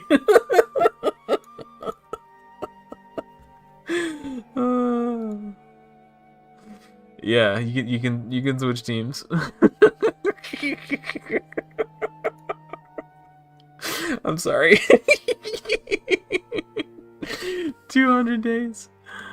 Yeah, Taurus. That's a good example of an AoE poisoner. Okay, so before I forget, I want to answer this question because it was a good question. Okay, so June 0608 asks about masteries. Okay, so I wasn't able to farm stage 15 until I had High Katoon on my team because her turn meter boost to make my team faster and her AoE turn meter reduction to slow the enemy teams down, that gave me enough of an advantage that I could farm stage 15 finally. And then in terms of masteries, what you're looking for, and if you can swing it, what you want to make sure you do is try to get masteries on your clan boss champions first. Because this mastery right here, depending on what stage of clan boss you're on, if you have decreased defense and weaken, this mastery will do like between 60 to 80,000 damage to clan boss. So one of the first things I did with my gems is once I had 800 gems, here I'll show you what I mean. You can do this, click this button, and then pay 800 gems to unlock all the masteries for a champion. So I did that with my shield guard to unlock all of his masteries. And I'm in the way here. So mastery set up like this is kind of what you want for your campaign farmer. So you go 5% crit rate, 10% crit damage, and then extra damage when your champion's at max HP. I got an idea. Okay, so this gives your campaign farmer extra speed for each enemy that they killed. This helps you deal 8% more damage when you first attack the enemies. Then, because you have food champions with you that are dying as you're farming campaign. This will increase your campaign farmer's damage by 10%. And then this cycle of violence here will allow your campaign farmer to get back to their AoE skills faster. And then kill streak gives him up to 12% more damage as he kills allies as he's going through the campaign. And I like this blood shield because it makes it so when you kill an enemy, you get a 15% shield. This will help you if you're dying a lot. So it can kind of helps against the Lord Shazar in the final wave. And then if you're using your champion strictly for campaign farming and nothing else, you can take this Flawless Execution for 20% more crit damage. But if you're using that champion in Clan Boss, you want to take War Master for the big damage. So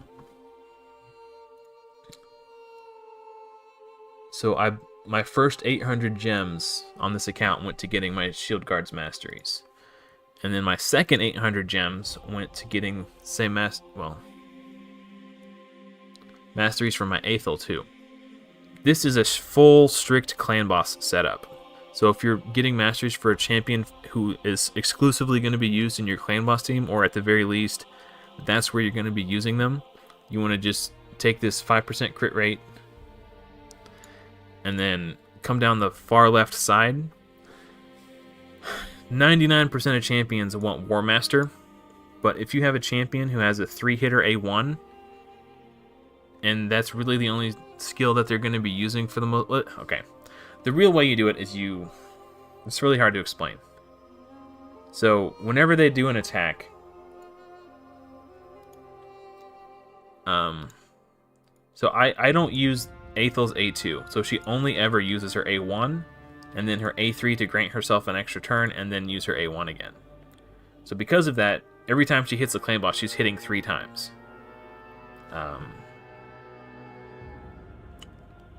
Trying to think of another champion that I could use as an example.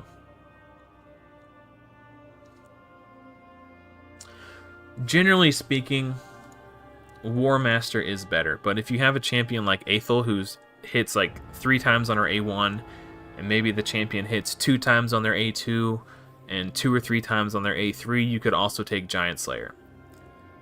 If they have a 3-hitter A1 but a 1-hitter A2 and a 1-hitter A3, and they use all 3 skills on Clan Boss, it's about the same between Giant Slayer and War Master. I think War Master might actually be better in that scenario. It's kind of sketchy. Like, if on average they're hitting the Clan Boss 3 or more times every time they attack, then Giant Slayer is better.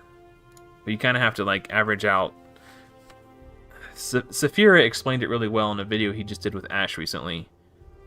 I wish I would have remembered the exact way he used to describe when Giant Slayer is better. I'm not good at like using my brain. But yeah, so Aethel and Shield Guard already have their masteries, so it's gonna take the total amount of time that I have to spend farming masteries much lower. So I'm only gaining scrolls on 3 people, and I've been doing this all week, and I'm still not even done yet. Like, it's a really long grind. Okay. Kale's a good investment. Yeah, it's really up to you if you want to buy masteries for a second champion or not. If you're at a point where your total energy is not yet capped at 130, it might actually be more efficient to buy... Okay, let me rewind. I'm getting ahead of myself. Generally speaking, it will cost you fewer gems to farm the masteries manually through buying energy refills with gems if you get 130 energy per refill. If you do that way, it takes you about 640 gems to 680 gems to complete your masteries. I haven't done the math to figure out if it's worthwhile to farm it manually with... Because right now, I only get 120 energy per refill, so I'm getting 10 energy less per refill. So it changes the math on how many gems it would take me to farm someone's masteries. And I almost did the math one day, then I decided I didn't feel like it. It wasn't worth it to me. Let me get back to my corner. But I haven't been spending gems to buy energy refills. I've just been using my daily free energy every day. I'm saving my gems for champion training events where there's a legendary book at the end. So.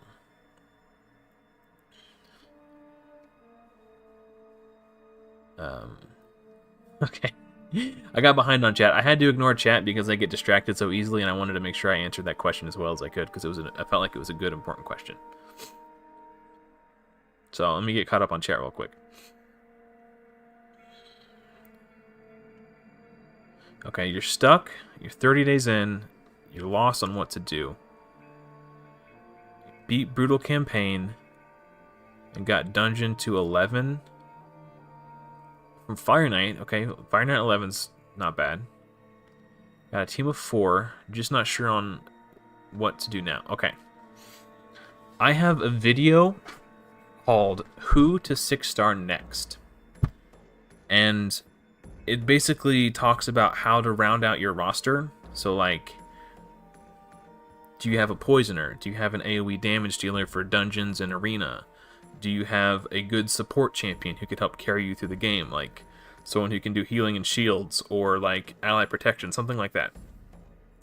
Do you have a speed champion, like Haikatoon, who can give you turn meter advantage? You know, stuff like that. Do you have a crowd control champion? All of those things.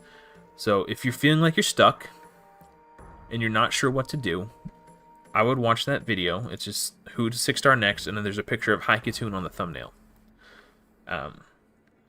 That should give you a good idea, or at least some direction. If you don't have 5 6-stars, get 5 6-stars and get them to level 60. Just by virtue of having 5 6-star champions at level 60, you will notice that you start to naturally rise through the dungeon ranks. Just because your champions have more stats, so they're doing more damage, they're taking less damage because their defense is higher, they have a higher HP pool because they're higher level, all these things. Just makes it so much easier.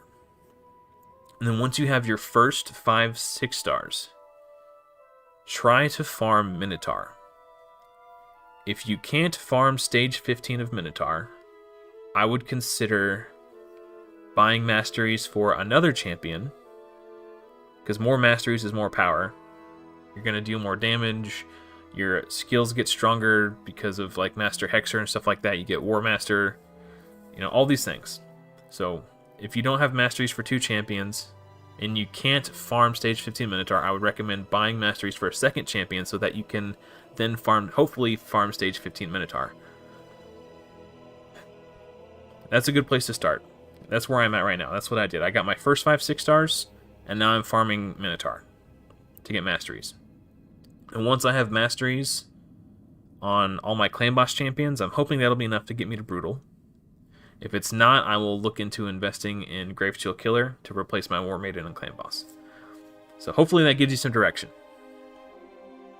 Premier Craft.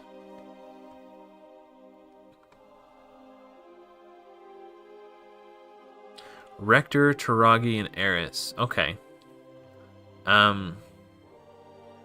Nice. Taragi's great. Oh, 3 minutes till tag team. Okay, well that message was probably sent like 10 minutes ago. Okay, after this run I'll look and see if I got to stay in bronze. Jay Pickens, clan boss. I can 2 key hard. I think my personal best key right now is a little over 7 million on hard. I don't think I can quite 4 key brutal yet, but I'm hoping that once I get masteries on Coffin Smasher, Haikatoon, and Reliquary Tender, once I get to like their tier 6 masteries, I'll be able to do brutal. That's the plan. Or the hope, I guess.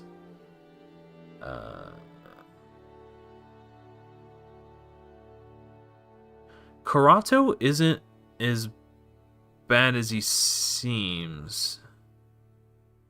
Also, hi. Welcome, Jack. I think I have a clanmate. I'll ping him in the community Discord, and Maybe you can talk to him about how he's got him built and stuff, but I think he uses him in Live Arena to counter Duchess, Pythion, Ultimate Death Knight, all these super tanky champions who have like tons of damage mitigation passives.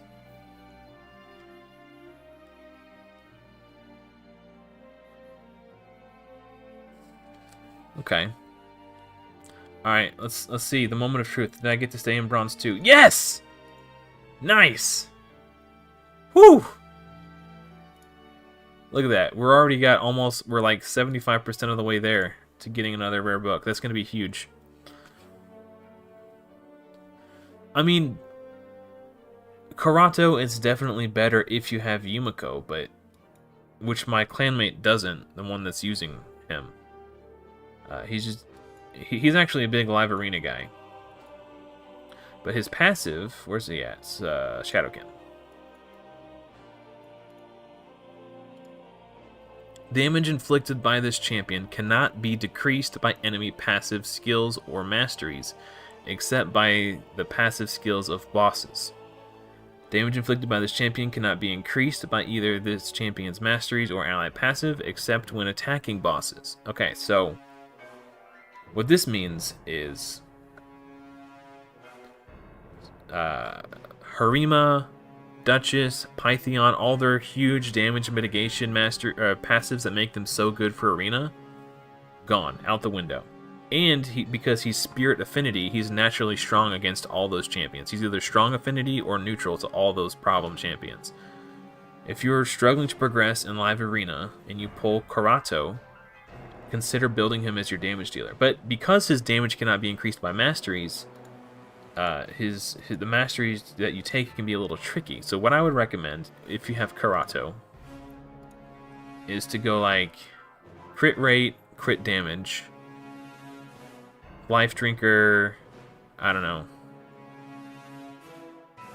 I guess Cycle of Violence is the one to go here. Blood Shield and Helm Smasher. Do that. Go down to Helm Smasher. And that will like... Or maybe you can take Whirlwind of Death instead of... That's probably better. Crit rate, crit damage, Whirlwind of Death, Cycle of Violence, Blood Shield, Helm Smasher. And then from there, you do whichever tree you want. Probably defense for the counterattacks. I don't know. But he's good. He's good for Live Arena. He counters a lot of stuff there.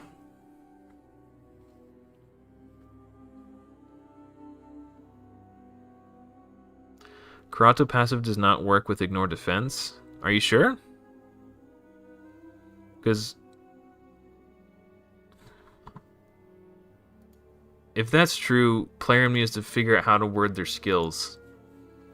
Because the way I interpret it when I read it is... he should be able to ignore defense. And that doesn't count as increasing his damage with masteries.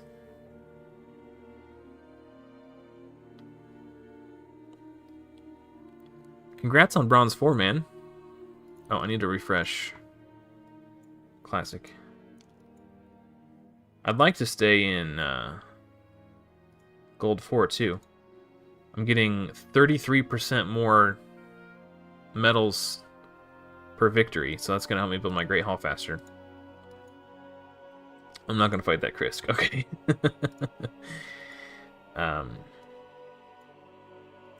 Yeah, I would be really shocked if Karato can't use Helm Smasher. That doesn't seem right to me. If you are going to make such a claim, I would like to see the source.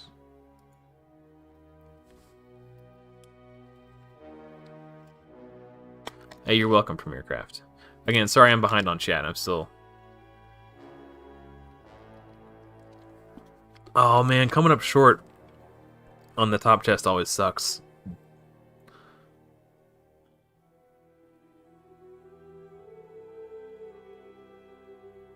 Oh, okay, I'm sorry.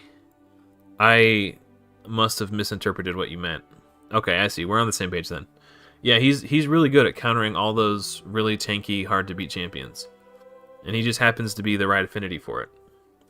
Also, Candrafon has that passive that reduces the damage he takes by 40% when he's under Perfect Veil. And he gives himself Perfect Veil. So that makes him really good in situations like that. And he's strong affinity to Candrafon, too. So he's strong affinity to Ultimate Death Knight, Harima, Pythion. Did I already say Ultimate Death Knight? I feel like I did. But then he's neutral affinity to Duchess. Like, he's just a really good, like, medic. I mean, he's obviously not going to help you against, like, Taurus and Marichka, so it depends. There's only so much one champion can do, right? But, yeah, for the most part, he's super good.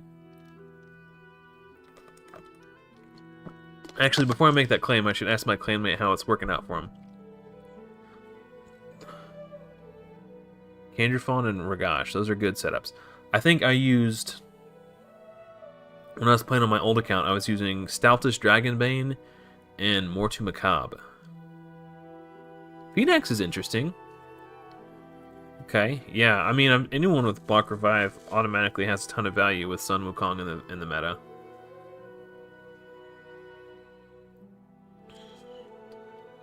This account, I don't know how I'm ever going to farm Librarian, dude.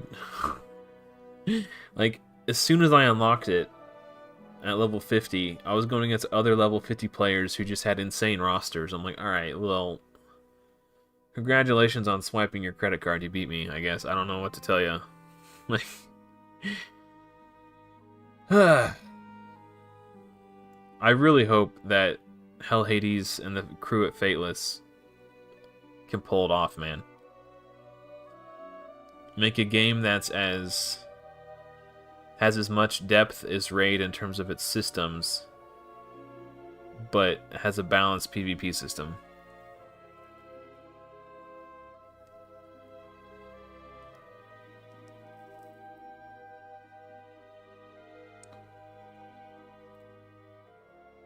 Okay.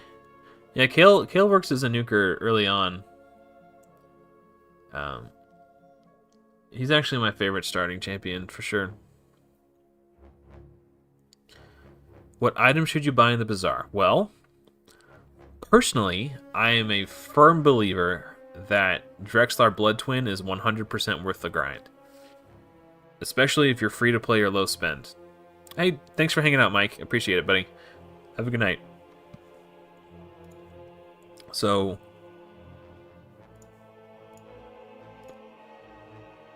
in my opinion, Drexlar Blood Twin. He's going to be such a huge carry on most people's... I mean, you know, if you're spending tons of money and cracking lots of shards, you might pull somebody better. But he's... I mean, if you... Hold on. I'll show you what I mean. Real quick. Let me go to my channel. My channel... Playlists. Dungeon guides. Okay. So, all 4 of these dungeon guides, Drexlar Blood Twin is in every single one, I think.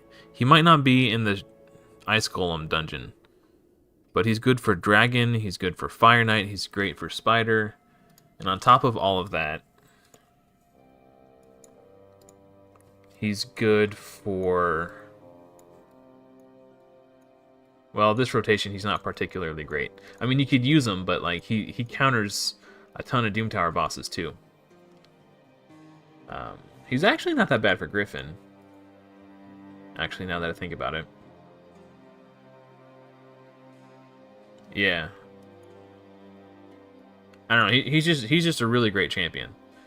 And he's going to be a massive carry on this account, for sure. And once you get... Once you're done with Drexlar, at that point you can get pretty much whatever you want. I like getting books and shards, personally. That's where I'm at on those ones. Right now I need the books more than I need the charts. It doesn't matter what champion I summon if I don't have the books to build them. So right now I'm down to 6 books.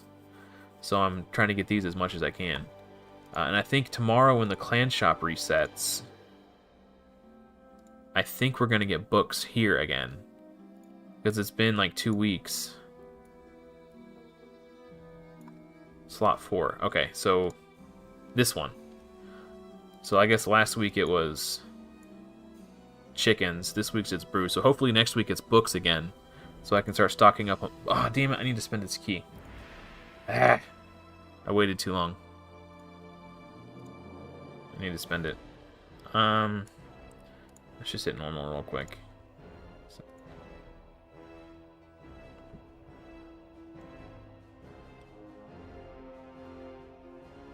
8.6 to normal.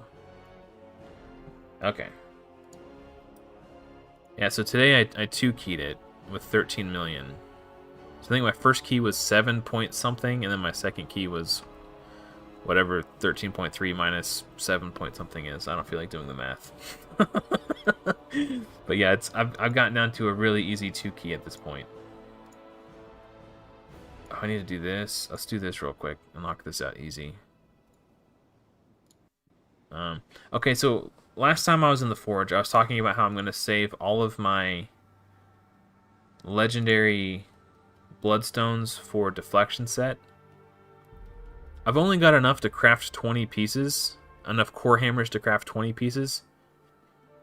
So I think I'm going to go ahead and craft perception when I get it, until I'm ready to start crafting this deflection set, because if you haven't been following the series too closely, deflection is how I plan to beat Bommel when I'm ready to start beating Bommel. Hey, greetings from Bangladesh. How long does it take? If you're talking about Drexlar, if you don't ever miss a day, which I haven't since I unlocked Tag Arena, I'm at 39 fragments right now. So if you get 1 fragment every day, he takes 100 days, so a little over 3 months. Yakarl, on the other hand, you can only get 5 a week. So, what is that, 20 weeks? 20 times... like 140 days, 120... I don't know. I'm not good at math. But Yakarl takes a lot longer. But I've been buying Yakarl fragments every chance I get, too. But I've got a little bit of extra clan gold left over from CVC. So rather than spending it on whatever the hell is in here, I'm going to save it and buy as many books as I can when the next time the books come up. Oh yes, Mike says, please remember to like the stream. Yeah, do that, guys. It helps me a lot.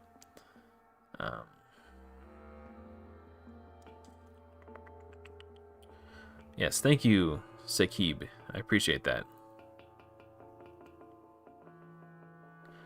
Yeah, I mean, if I pulled Drexlar from a shard, it's a bummer, but I can put them in here and get an extra 10% HP on my Drexlar.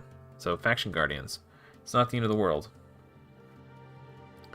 Something that I hadn't thought about, but I'm wondering if I probably shouldn't include these in my series. I mean, I did get Foley free to play on my other account from the token trader, because I kept pulling duplicate rosins. Talk about insult to injury. And then I still had to fuse the like I had 3 rosins before I fused the first one for the Romantu missions. What am I doing here? That was frustrating. Yeah. 1 minute. Okay, well, I'm not as desperate to do this now, because I already finished, but I don't want to sit around for a minute and a half for the reset. I'll just do this.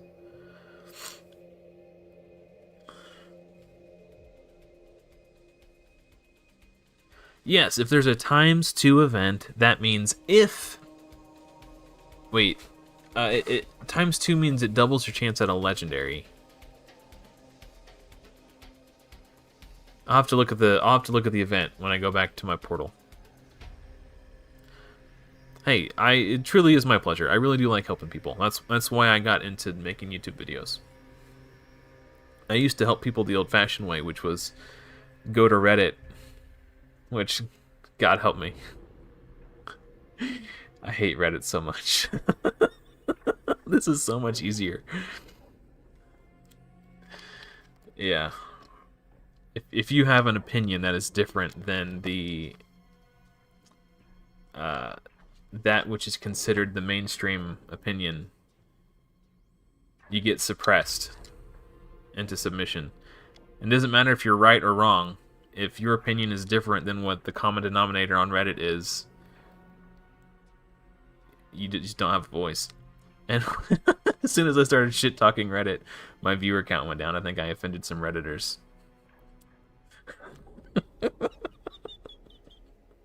Good. Get out of here. I hate Reddit. Pompous know-it-alls. They watch a few videos and think they know everything. Sorry. That's a different tangent for a different day. That's funny.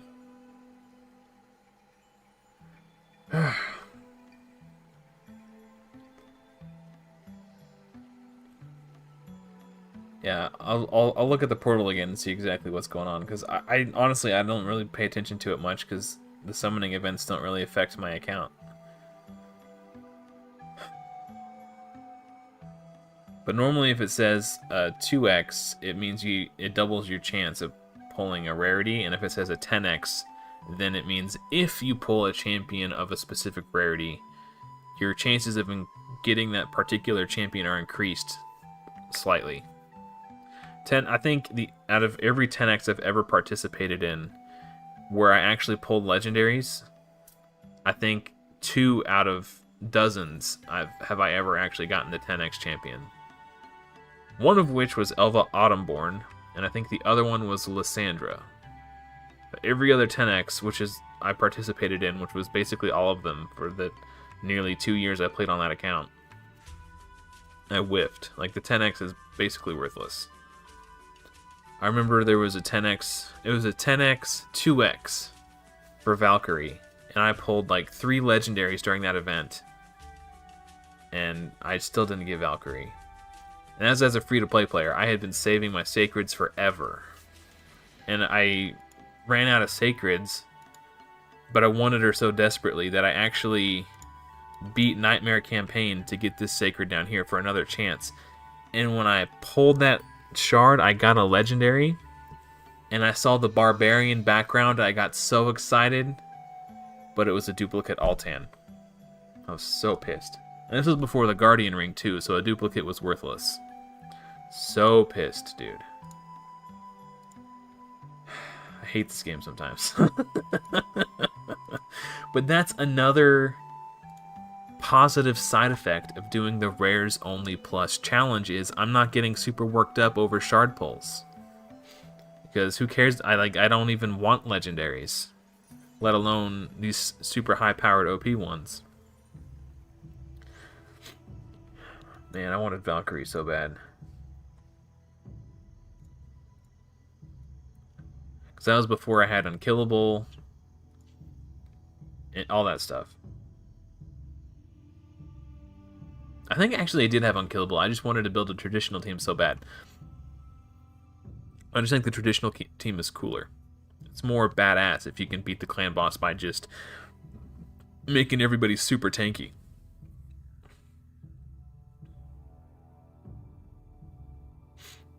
Yeah, I don't know. Oh, I forgot to look at the... Okay, I'll look at it after this, I promise. 2x, 10x for Archer. Okay. Got it. Thank you. Thank you. I forgot to do my part. I'm really forgetful, man. I'm super scatterbrained. I apologize. Thank you, Jack. I appreciate it. 38 sacreds for 2 legendaries. That is rough. I mean, there could be a Cold Heart in here. Again, like, I don't have the books to build anyone, so it doesn't really make sense for me to pull my shards. Because, like, I don't even have enough books. Like, I could 6-star Longsword Torix right now. I've got him there. I've got 1, 2, 3, 4, 5 chickens at level 40. And I've got the 20 chickens that I need to rank those level 40s up into 5 stars chickens so I can rank him up to 6-star, but I don't have the books for him. So I think what I might do actually is do one of these Armigers instead, since they're already booked. And then maybe I can start working on a Fire Knight team, because he's going to be in my Fire Knight team too anyway, because of this faultless defense. Fire Knight's currently my worst dungeon right now. I think the highest I've made it is like level 9. Yeah, level 9. So Fire Knight team is what needs the most love at the moment. Is it possible to get through this game using all uncommon and common? Maybe. Actually, here's the thing. I do not think there's any content in this game which cannot be brute forced through with good enough gear, except for maybe something like Fire Knight hard mode. Because you definitely need some very specific mechanics to get the shield down and keep him frozen and all that stuff. But in terms of like getting to stage 20 of all the dungeons, you know, beating all the Doom Tower bosses, I don't know if you'd be able to do Ultra Nightmare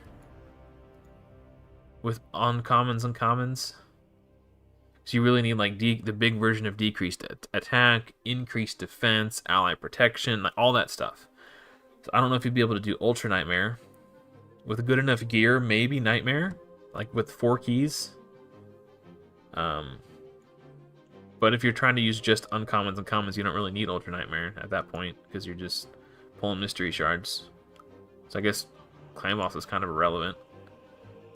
Hydra's probably not. But I bet you can...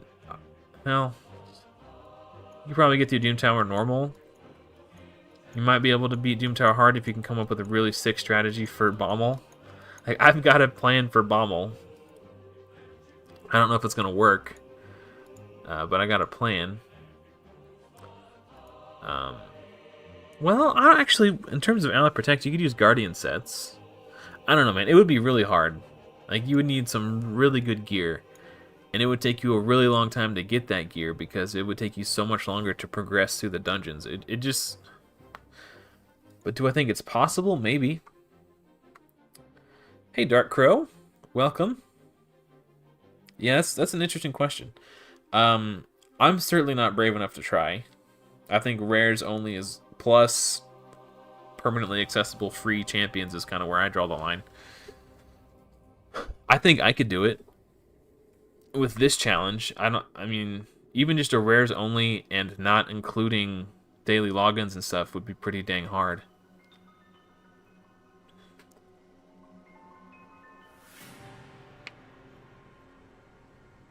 Yeah, that's the main reason I didn't rank them up yet, is for I'm waiting till I'm ready to...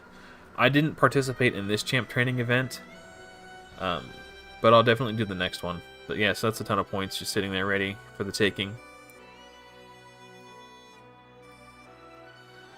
Yeah, I mean, it could be possible. It would be really hard, though. I'm sure there... I mean, I know there are tons of people who have attempted it. I've probably seen 2 or 3 different Mystery Shard only challenge series pop up in my YouTube feed, but... You know, how long do they last before they give up? A good friend of mine... the guy, his name is Ali. His YouTube channel is called Raidology. He said he did a uncommons and commons only challenge and he gave up because it was too hard. And he's a really good raid player. He's a very knowledgeable guy. He's the moderator on my community Discord. You got a Void Shard? Man, all I had was a Primal in mine. I didn't want to do all that work for a Primal. I might have done it for a Void. I definitely would have done it for a Legendary book.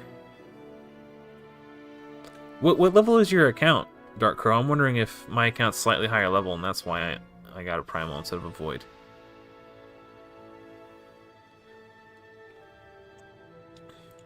I've just done so much champ training and so little dungeon farming. I don't... Like, I'm at a point where I'm starting to get diminishing returns on 6 stars because I don't have... Like, even if I 6-star someone, I don't have gear to put on them. So, like, what's the point? You know? Do I think I can get Lydia? Yes. Do I think it will be easy? Absolutely not. But I think I can do it. I'm confident that I'll find a way to do it. You're 42. Okay, I just hit 52. Maybe that's the difference.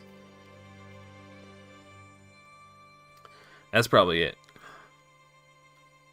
Like, because a Void Shard is basically like a worse Ancient for my account, because I have a small, there's only an 80% chance I pull a rare from a Primal. You know?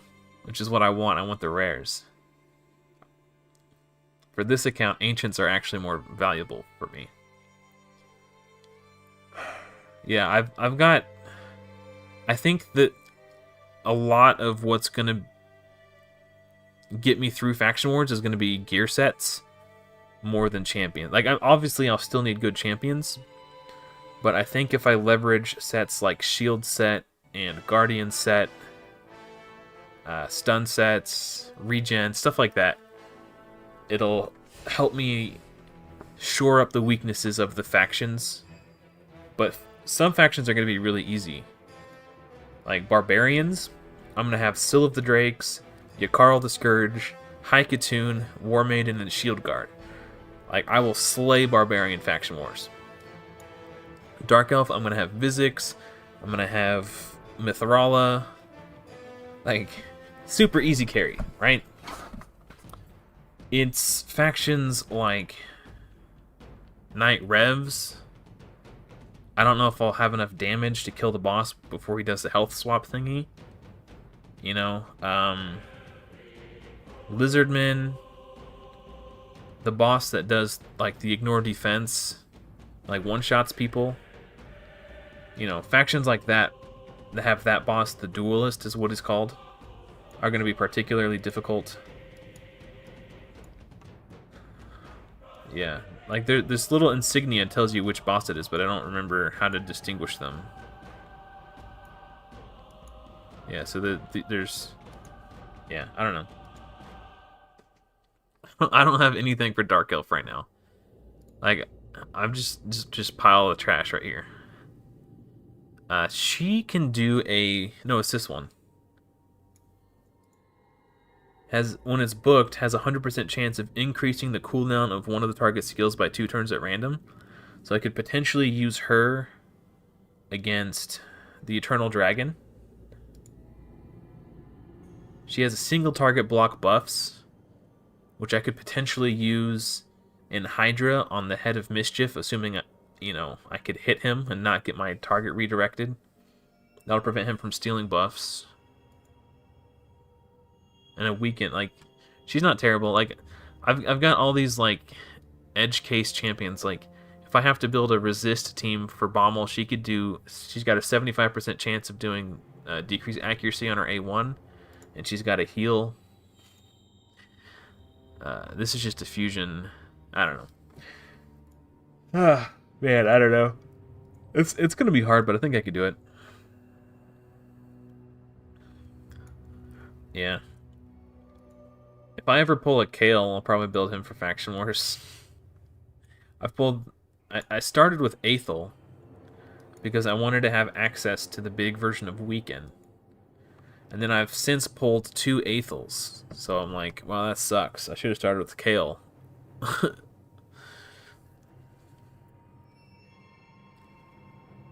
I'm sure there's plenty of noobs in the chat, man. Don't worry about it.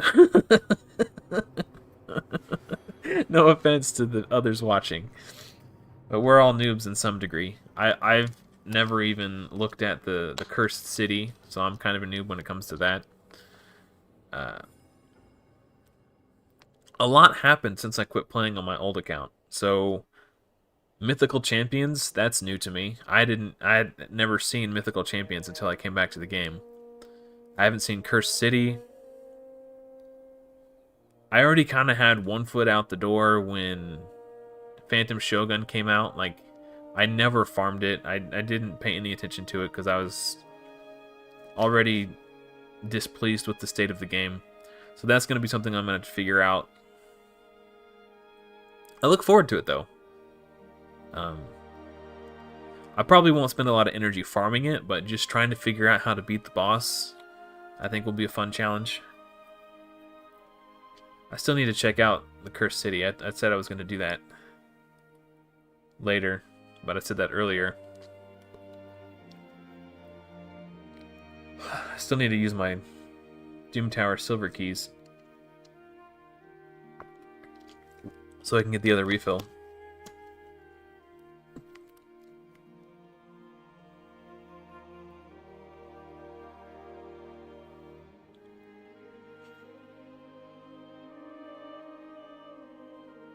And this mastery grind has been nuts. This is all I've been doing all week.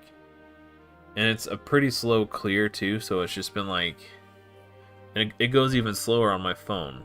Like obviously my computer's got a faster processor and all that stuff. And you can turn on unlimited frames per second on the PC client, so it just runs faster. I think it takes about 4 to 5 minutes when I do it on my phone on average. It takes about 3 minutes to do it on the PC. It's just been a long week. I remember the first time I did this grind on my first account. Dude, it was brutal. I had 2 pretty good support carries though, so I was able to do it. Like I remember farming stage 15. Like I had Thenisil, who does the 30% heal based off his max HP, and the big version of increased defense, and Rearguard Sergeant, who does ally protection, a continuous heal, and has an AoE decreased attack. So between those 2 support carries, I got much further into the game than I would have been able to otherwise. Like those 2 were a great tandem to carry my account early on. 360. Oh hell yeah, dude!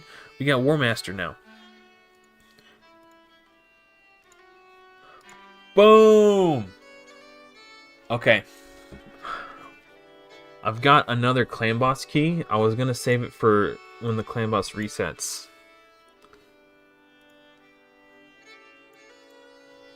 Probably should, actually. I just want to use it so bad. I want to see how big of a difference it makes. What is this music? What is this? I didn't sign up for this. Totems of Grizzlemaw. Okay, I guess it is technically. I'm gonna skip it. It's getting on my nerves. Sorry.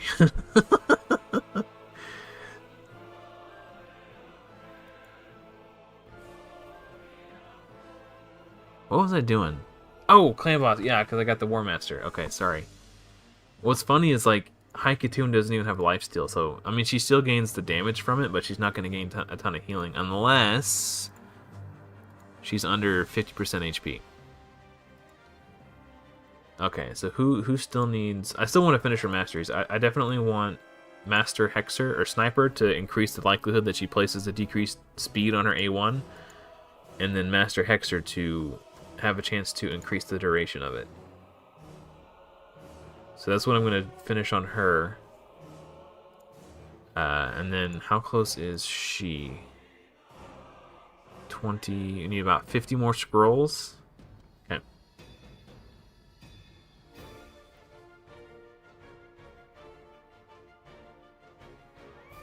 Oh, 2-turn delay. With marked... Here, I'll see if I can show you. Let's pretend that this is clan boss. So, team setup. How would you do it? Someone has 3 skills. Okay, we'll pretend that this is marked. Okay, so a 2-turn delay for Haikatoon. Obviously, you need to set this for first choice, so she does it on cooldown. She probably does it on, well...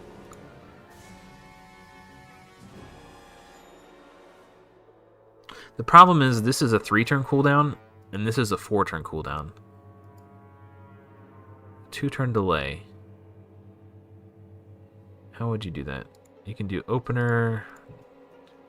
No, you really can't. The only way to do a 2-turn delay on her A2 would be to do this. But then she's doing this as her first choice, so she's not doing this.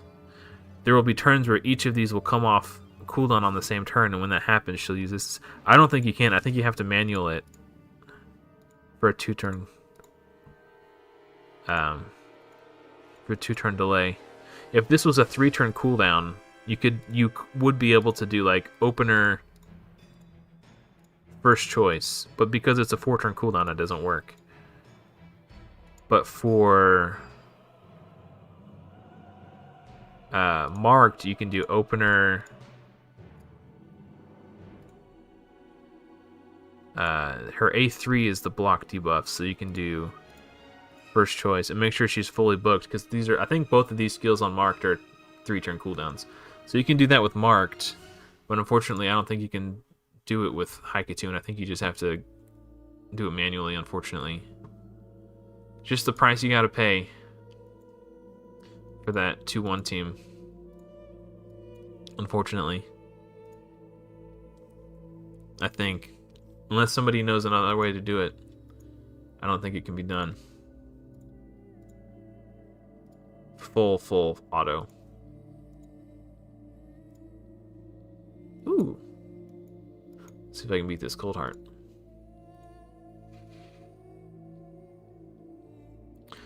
Yeah, it might. Even just on the waves, that's like an extra, probably like somewhere between 2,000 and 4,000 damage every time it triggers against the enemy waves. Oh, let's reset our defense too. I almost forgot. Okay.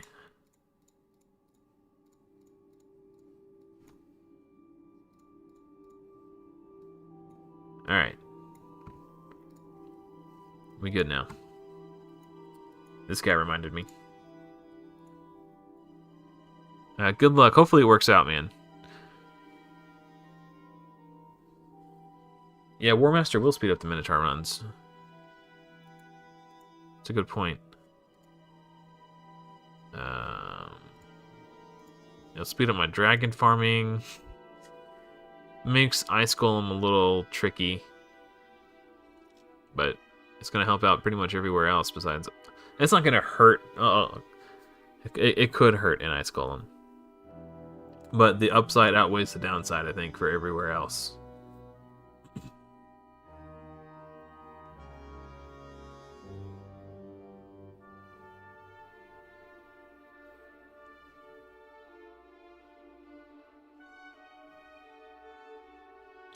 Yeah, that's... I really wish there was a way...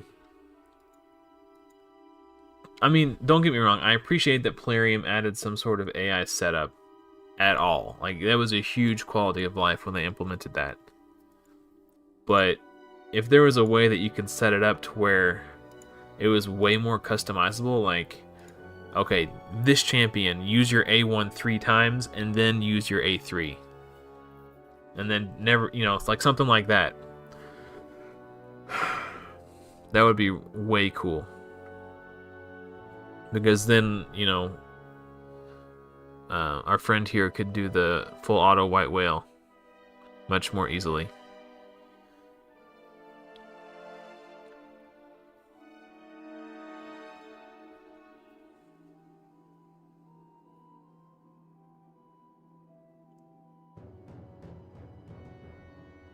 Yeah.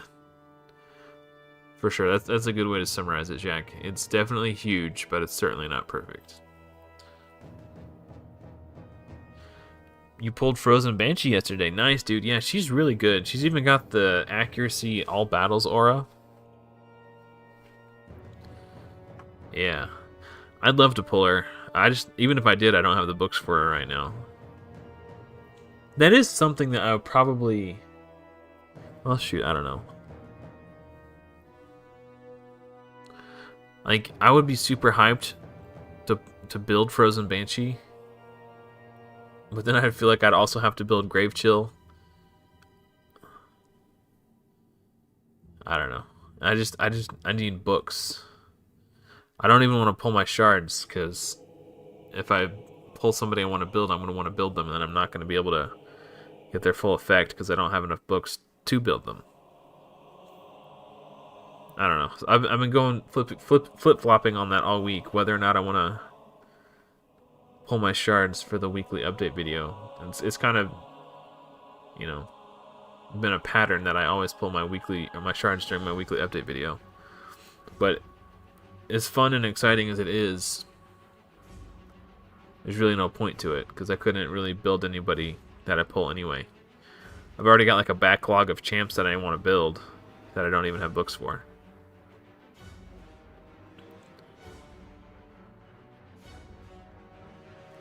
I mean, I could still 6-star them and get their masteries, but, you know, an unbooked Frozen Banshee is,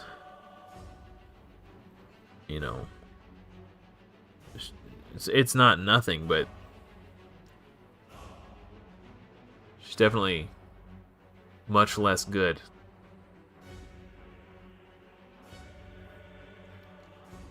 I don't know what the cooldown. I'm assuming the cooldown is 5 turns on the poison sensitivity, which means you get 2 big poisons every 5 turns. It might be 4 turns. I'd have to look at it. But 2 big poisons every 5 turns. And then with Grave Chill, again, her... I don't know. I mean, it would be more poisons that I currently have on my team, which is 0. Well, okay, I have... War Maiden can do the poison on her A1, but it's a small version. I'm going to watch for Haikitune's War Master, see how much damage it does. 1,400 damage on that Cold Heart. It's going to vary from champ to champ because it scales off the enemy's max HP.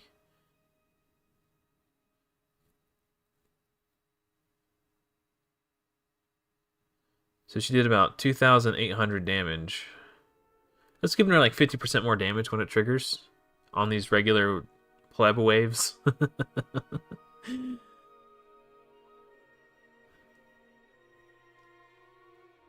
So she did 3,000 on a regular hit and 1,400 on the War Master.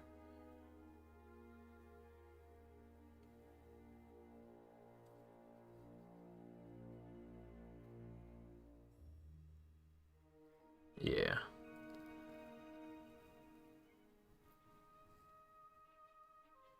Okay. Yeah, it's giving her like 50% more damage on the waves. That's kind of cool. Damage is damage. You know what? That is a very accurate statement. Damage is damage. No, I certainly wasn't complaining. Like 50% more damage on the waves. It dealt way more damage to the side ad. It was like 4,000 damage there.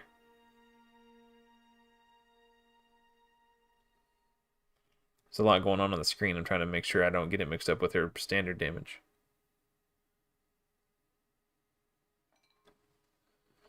Outlaw Monk is fine, I would say, up until like Brutal Clan Boss. His base stats are really bad. If I recall correctly, he has less than 700 base defense. It's like... It will be very difficult to keep him alive. Looks like her War Master did 8,000 damage to the boss there. That's pretty cool. I started with Outlaw Monk, but I 4-starred him. I never got any further than that.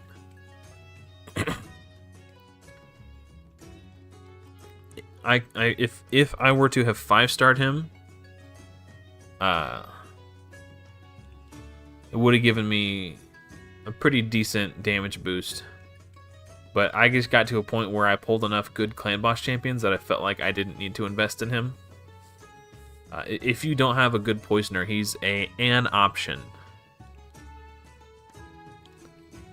But yeah, like his base stats are really rough.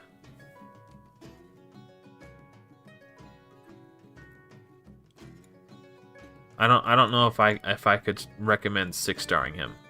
But if you took him to 5-star, you know, and used them up to Brutal, maybe, I feel like he'd be fine. But since I pulled Grave Chill, I was like, okay, well, does it make sense for me to invest those resources now? Because I do have someone who will replace him as soon as I 6-star her.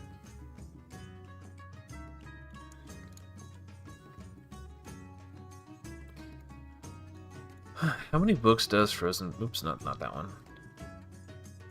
Frozen Banshee take?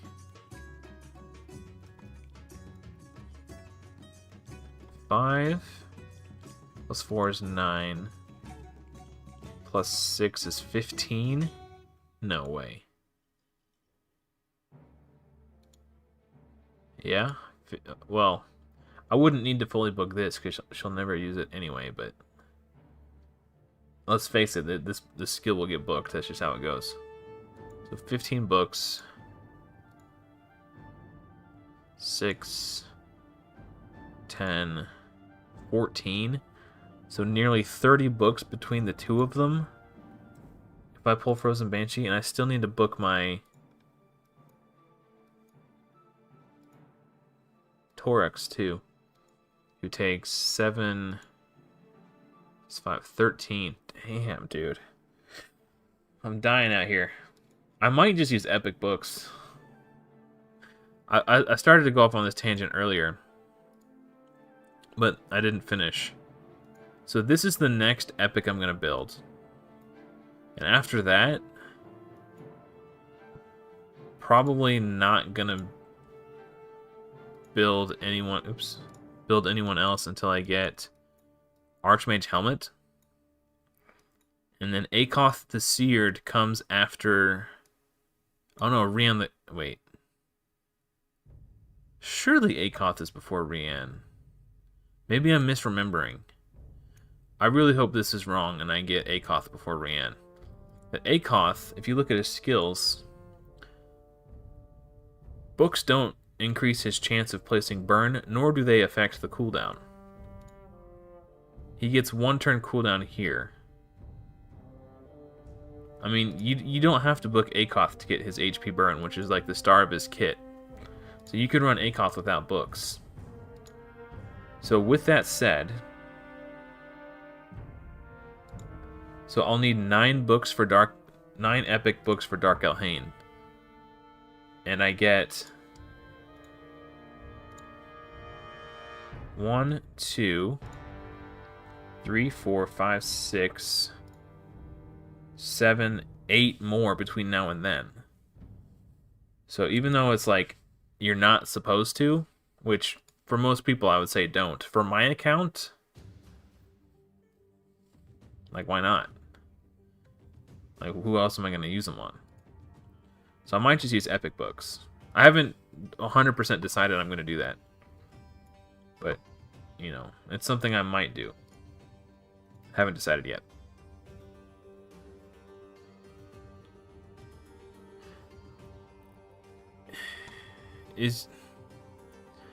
Your situation's a little different because you have Valkyrie, Jack.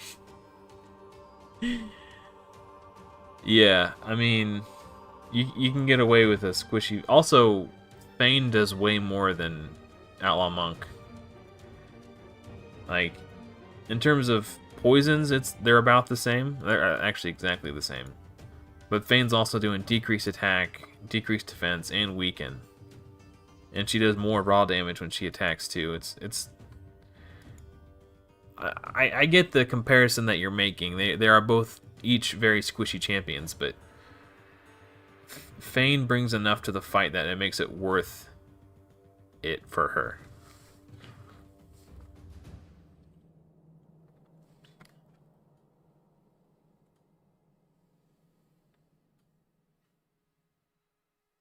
Yeah, these rares love to read, man.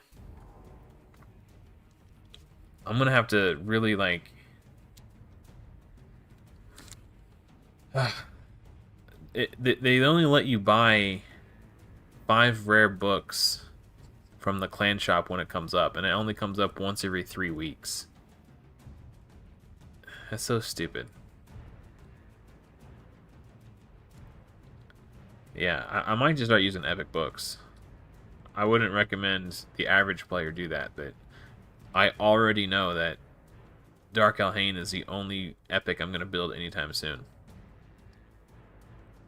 And that's still 2 months off before I get Dark Elhain.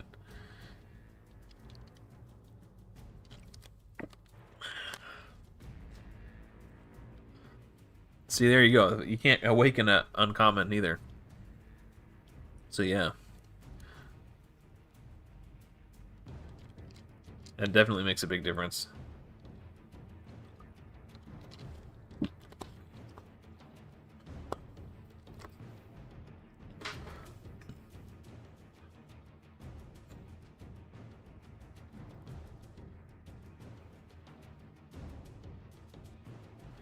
Yeah, I'm just like remembering how difficult it was for me to get Lydia. Like, normally you can get away with not 6-starring a lot of champions on your faction war team. But I think just to get enough stats on people, I'm probably going to have to 6-star more than I would otherwise. just to give them more survivability. Faction Wars is going to be a hell of a grind. But I do believe that I can do it.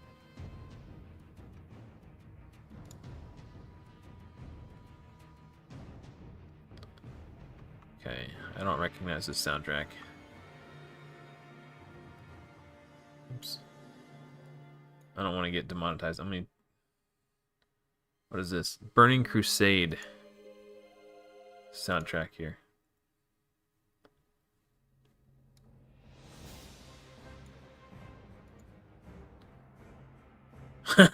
Yeah, I wish I could awaken Shield Guard, man. I think I need to check the arena real quick. I lost track. Yeah, who... Do you have... Hold on. Jack, do you have someone with, cruelty on your team already? It's like 5-star cruelty would be really good. If you don't have someone better, who are or a higher blessing for someone else. Like Phantom Touch isn't bad,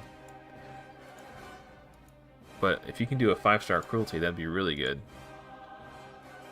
Well, I guess if you're if you're already at like a 2 key, if it wouldn't make the difference between a 2 key and a 1 key, it's, you know, it's whatever.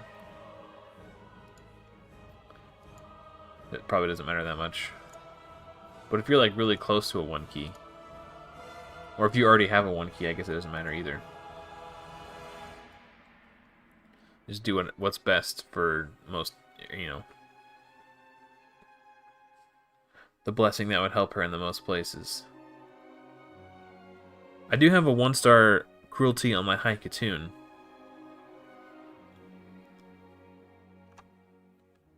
Three-star cruelty. Okay. Alright, that's fair.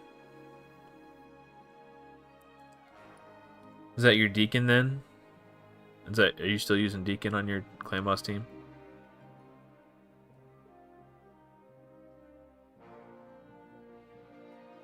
I think he has a 2-hitter A1, right? I feel like that'd be a decent cruelty guy.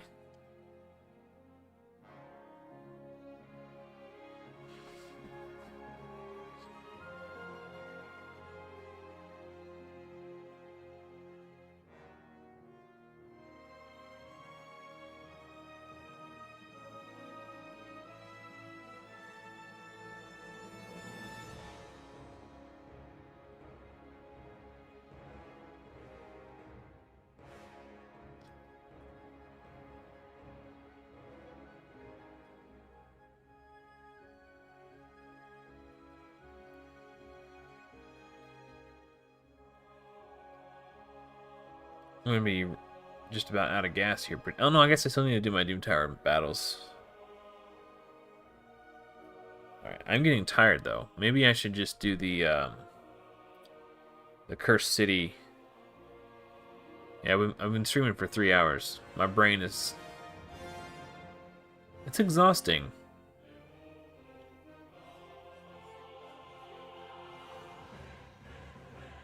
Yeah. I saw that you cleared Bomb 90. Congrats on that, by the way.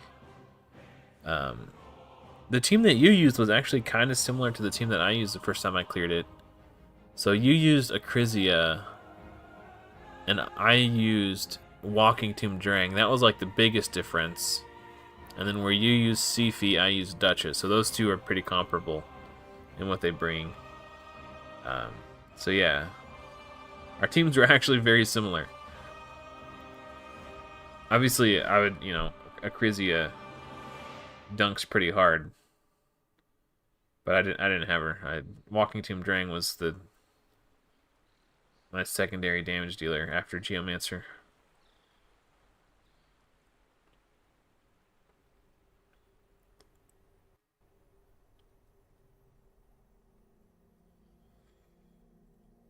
Oh man, every time I think about Bommel on this account, I get anxiety.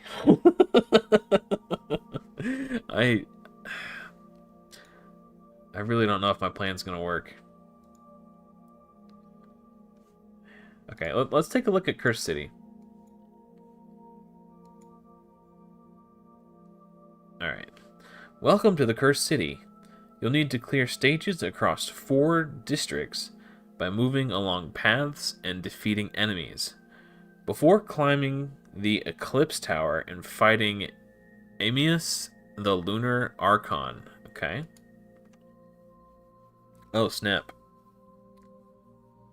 You'll face familiar and new challenges alike, including double boss stages. That's terrifying.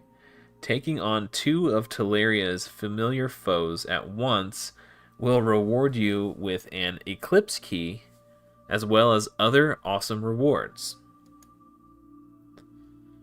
You'll need 3 Eclipse Keys to enter the Eclipse Tower. I get it, okay. At the heart of the Cursed City. There you'll face off against Amius, the Lunar Archon, and decide the fate of Centranos. Good luck. Ooh.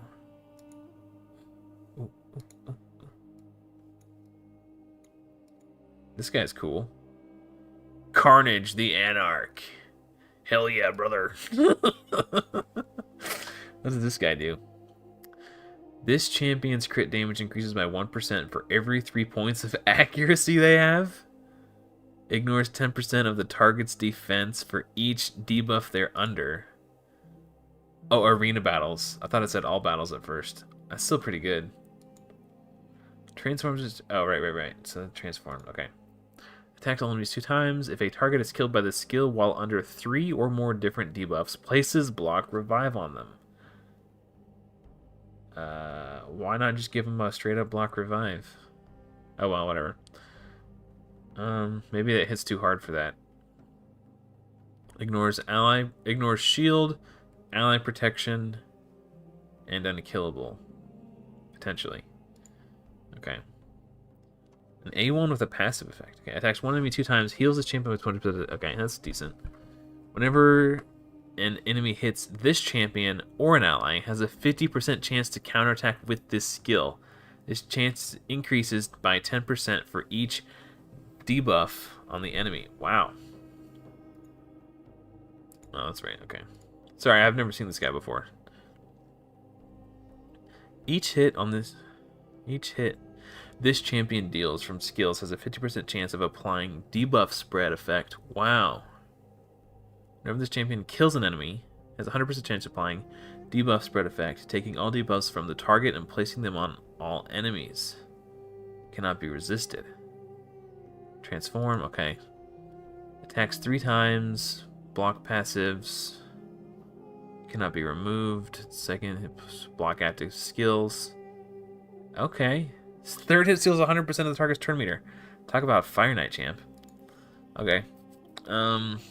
Before attacking, swaps HP with an enemy and steals all buffs from them. Also changes all debuffs. Wow.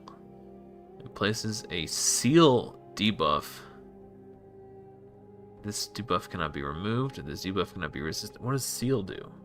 Aside from sorry. It's my dad joke coming out. What does seal do? I've never seen that before. Wait. Oh, that's from Hydra. Okay, I know what decapitated is. Sheep. We've got to be getting closer, right? And seal. Okay. There are two versions of this debuff: Seal and Master Seal. Okay.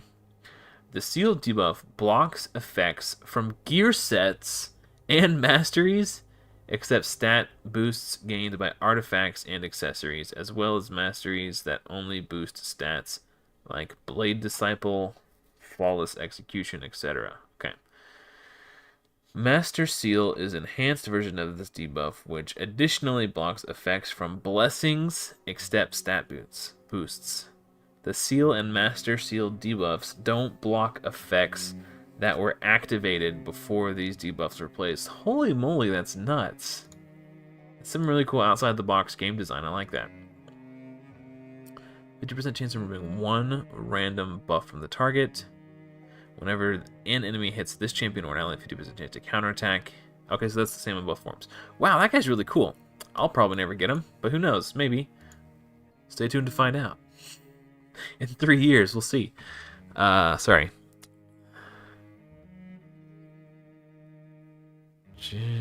Okay.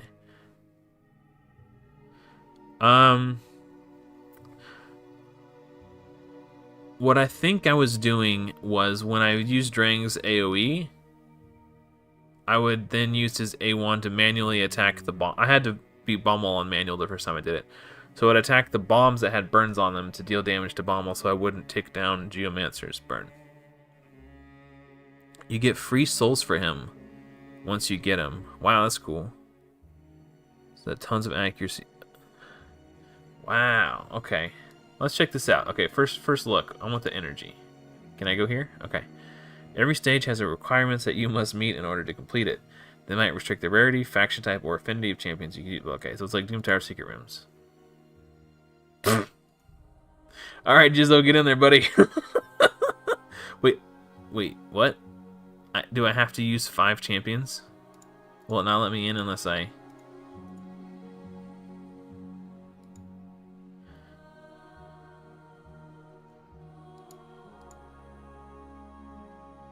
What is... Why won't it let me start? Is it because I didn't do the other one? Oh, okay, I have to go here first. Okay, I didn't see like a connecting path, so I thought I could just do whatever I wanted. Okay,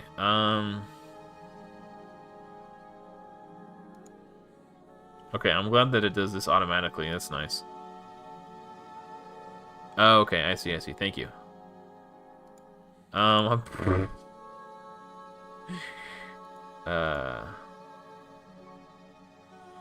right.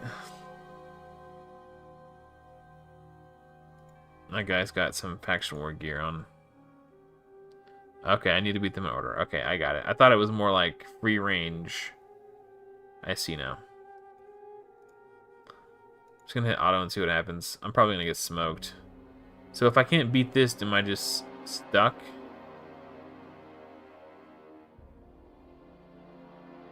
Yeah. Well, at least the War Maiden isn't ascended. She put the small version of decreased defense on me.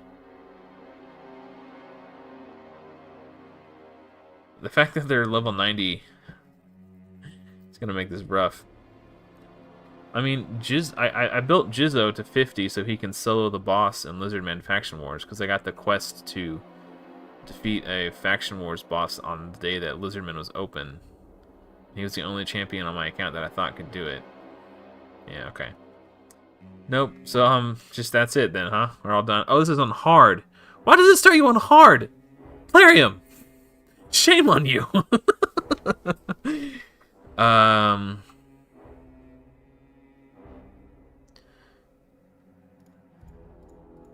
Alright. Let's see if this works.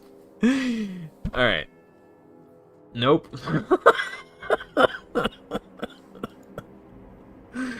Okay, so Dark Elf. I don't know what this faction is. I don't know what these factions are. Hold on, I have an idea. It shows right here. Okay. So... Oh, Undead Hordes was the skull. Okay, and then Dark Elves, Demon Spawn, and Lizardmen. Okay, well, I don't have any of those champions.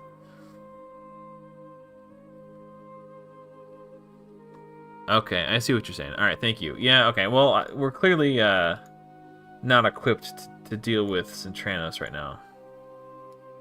Yeah, what is this? Cursed Chest. Quests? Cursed Candles. What do the candles do? Yeah, okay, but tell me what is... The fact that it doesn't tell me what these are for is really stupid. Do we need any candles to get to the boss? I don't know. Whatever. Well, we're pretty far away from that. Okay. Well, that was fun. Kind of. Alright. Well, let's,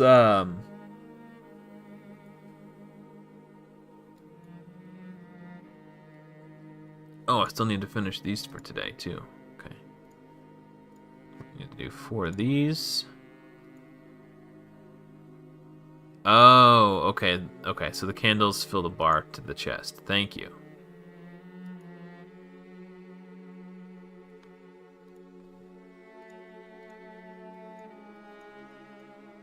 Oops.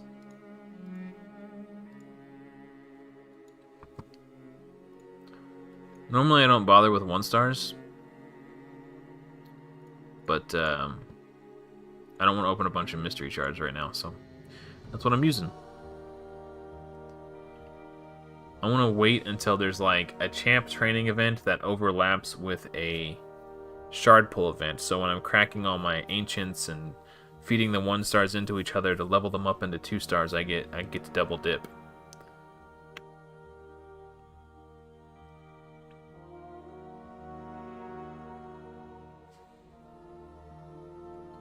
Okay. Oh, this resets too. Nice. Another ancient shard. I'm not gonna mess with these right now. I'm starting to get tired. Let's see. Charm at the Forge. Oh, I crafted a perception piece earlier. Do I have a boot charm? Please tell me I have a boot charm. Yes, boot charms. Okay. Maybe if I do this on stream, it'll give me better luck, right? Streamer luck. So we don't want to use speed, because if the charm triggers, then I can't get speed as the main stat. So I'm going to do accuracy substat. I have not gotten a single speed main stat perception boot on this account yet, and it's so annoying.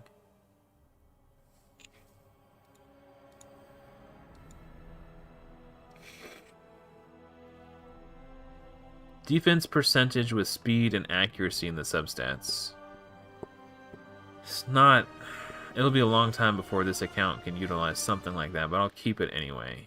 Come on, please just give me a speed boot. Yeah, okay. Alright, I give up. No more boot charms. That's so annoying.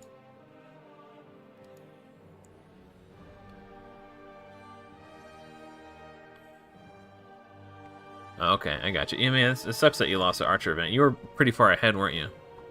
Yeah, you showed me the screenshot. You had like 4,000 of each brew. Kind of shocked that you lost. That just goes to show, like... Let that be a cautionary tale. Okay, let's do this. I'm farming this only right now. Because I'm going to need hella Guardian gear. Quadruple dip, yeah, okay. Oh, because the Dungeon Divers too, yeah. Okay.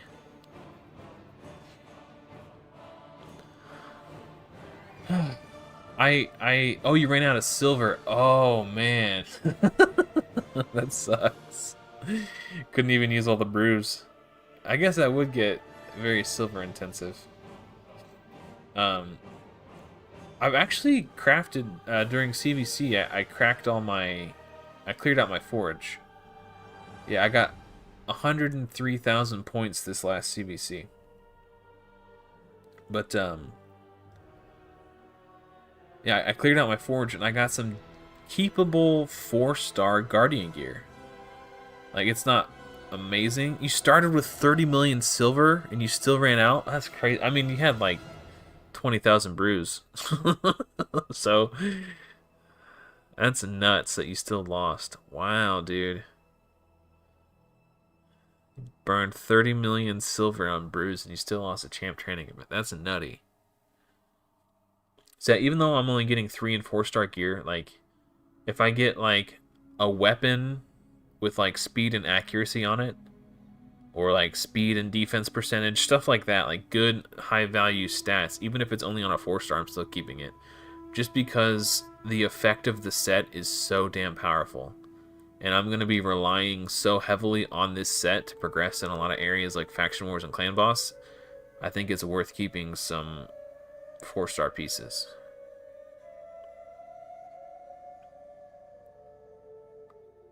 Ooh, that's rough too. He was probably... If you said he was a late starter, what he probably did was like... crunch the numbers before the event even started to figure out exactly how many points he could pump out on his account. And then... it's like... you know... okay, yeah, I could beat this guy. Just to wait to see, you know... which is a smart way to do it. I don't have that kind of patience or time, though. I'll come back and farm the rest of these keys later. I only need to use 5 to finish the quest, so after this run, we'll grab that energy, then we'll keep cranking out Minotaur. Hopefully I can get one more War Master tonight. I think my Reliquary Tinder's getting really close. And then I'll definitely be done streaming by the time Clan Boss resets. But when I do my weekly update video tomorrow, I'll let you guys know if it made any improvements. Once I've spent all my energy and finished doing what I can in terms of Minotaur tonight, I want to play some Minecraft. I also might work on I like to make my thumbnails in advance for my videos. I don't know, like the thumbnail I used for this live stream I actually made yesterday. And then when I was done making it, I was like, you know what? I got a couple hours to kill. Let me crank out this Scarab King guide. If you can beat Bommel 90, and you already beat, what is it? I forget what level the, what's her name? Dark Fae. If you beat whatever the second highest level of Dark Fae is, you can probably beat the highest level. Like it's not that big of a jump. I don't know. I just started playing Minecraft last weekend. I've only spent about this Rare's Only Plus series takes up a lot of my free time, and I'm having fun doing it. So I'm not complaining. But I haven't had a whole lot of time to play Minecraft. But yeah, I just started playing it. What made me decide to take the plunge is, like, right now, like, survival games are, like, popping off really hard. Like, there's, like, 1 million survival games out right now. And I was, like, and I downloaded one called Enshrouded, and I had a lot of fun playing that. But then I was, like, I landed Provoke with a counterattack. Sorry. I was, like, thinking about downloading another one, and I was like, wait a minute. If I'm going to do a survival game, why don't I play the grandfather of all survival games? Because all these other games are like feel like they're loosely based on Minecraft. It's like, why don't I just play Minecraft? It seems silly to do anything else. So yeah, I've played a little bit of it. Probably less than 20 hours so far. Again, this raid series has taken up a lot of my time. But I mostly got it because I know my daughter wanted to play it. So I got to double dip because, like, I wanted to try it and I knew she would want to play it too. So even if I don't get to play it a lot, she's been playing it a lot. So we're definitely getting our money's worth out of it. Alright, back to Minotaur. I remember Terraria. My brother played that. He and I used to be roommates. So we lived together growing up, obviously, because he was my brother, and we hated each other. But then he graduated high school, moved out, got a job, and got an apartment. And then once we didn't have to live together anymore, and there was no longer that sibling rivalry, we actually got along really good and became best friends. So when I graduated high school and I got a job and all that stuff, we moved in together and became roommates. And we played World of Warcraft together and all that stuff. But yeah, he tried to get me into Terraria, and I wasn't really digging it. But if I recall correctly, Terraria is basically just like a side-scroller version of Minecraft. Which is kind of cool, but I prefer, like, exploring an open world.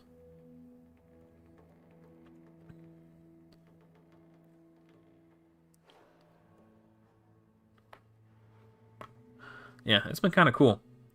What I love about the game is, like, you just start. There's no tutorial, there's no hand-holding. You're just, hey, don't die, have fun. And you're like, what? I don't know what to do. You just start mining stuff, and you see that you unlock a recipe. You're like, oh, okay, let's see what this recipe does. Oh, I can make a crafting table. You make a crafting table. Oh, I unlocked more recipes. What can I craft at the crafting table? Oh, I can craft weapons. Oh, I better go farm some materials to make these weapons so I don't die when the creepers come for me. I don't know. It's been really fun. It's so unlike any other game I've ever played. I'd be down to play some Minecraft, man. I might do like a, I'm gonna do a couple Minecraft test streams just to see how people respond to them, and if the content is popular, maybe we could do like a community Minecraft night where we try to coordinate a bunch of people to come together and play. I know one of my clanmates was really big into Minecraft. I've actually done a couple account takeovers for her on my channel. Yeah, I'd be open for some like fun community events like that.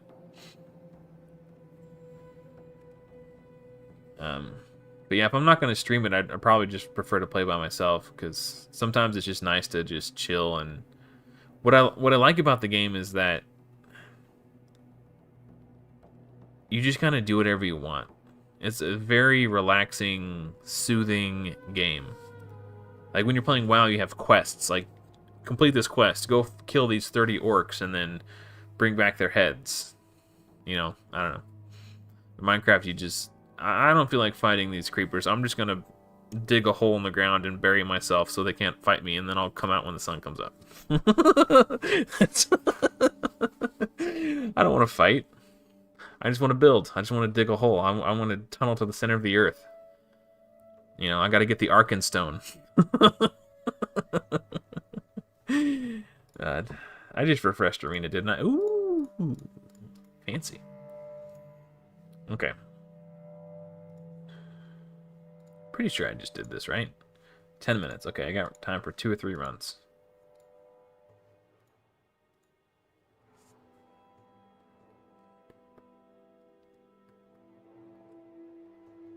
Okay. Yeah, I've been having a lot of fun just like exploring and figuring it out too. Again, I'm still pretty bad at it. My 7-year-old daughter's already better at it than I am. Which is cool, you know, it makes me proud to see how good she is at it. But I'm also envious because I wish I could absorb information as, you know, as easily as she does.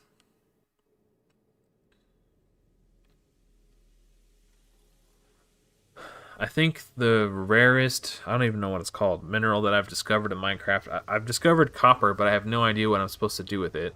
I just made copper blocks, and I don't know. It doesn't seem like you can make armor out of it. And then I discovered, it looks like sand, but it's not sand. I forgot what it's called. I don't even remember.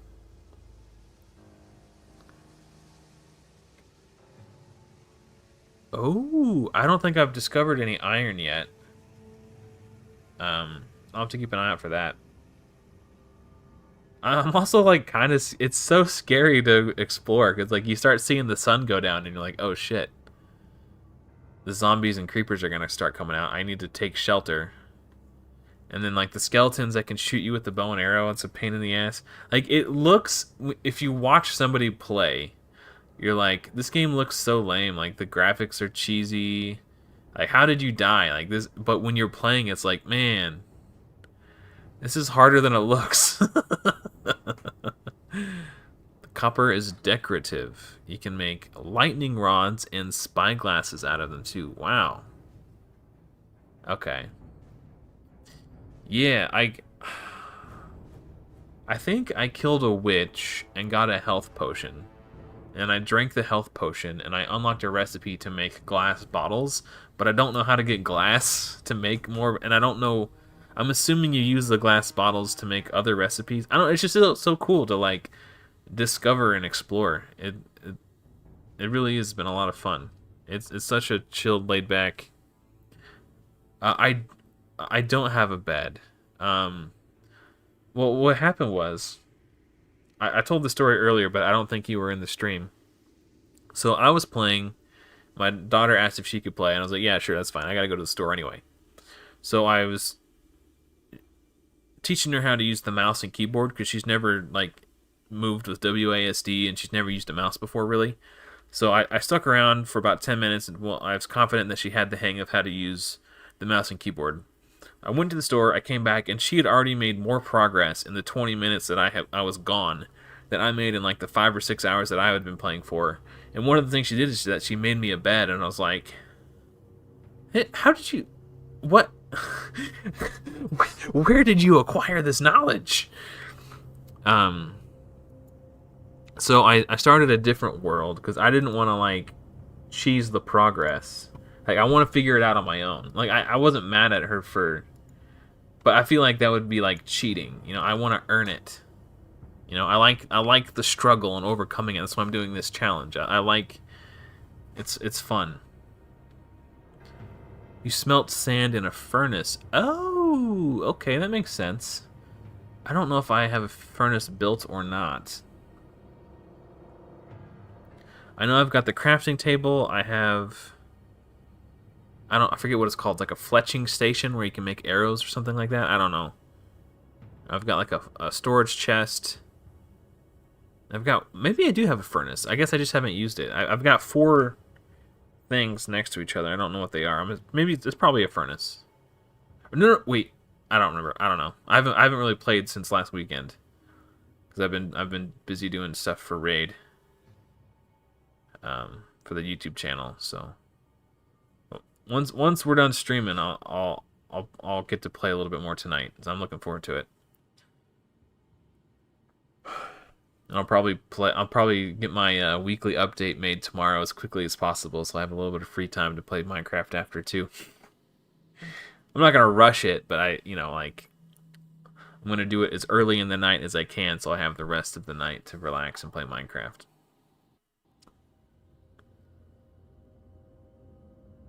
What?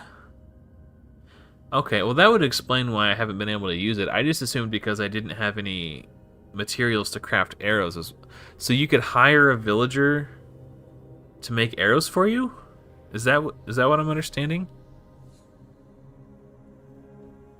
That's crazy. Also, like, my daughter also tamed a wolf and a horse. I was like, how... You're like Galaxy Brain 5 head, and I'm over here, like, banging on a rock with a stick. Like, I don't know. It made me feel extremely inferior.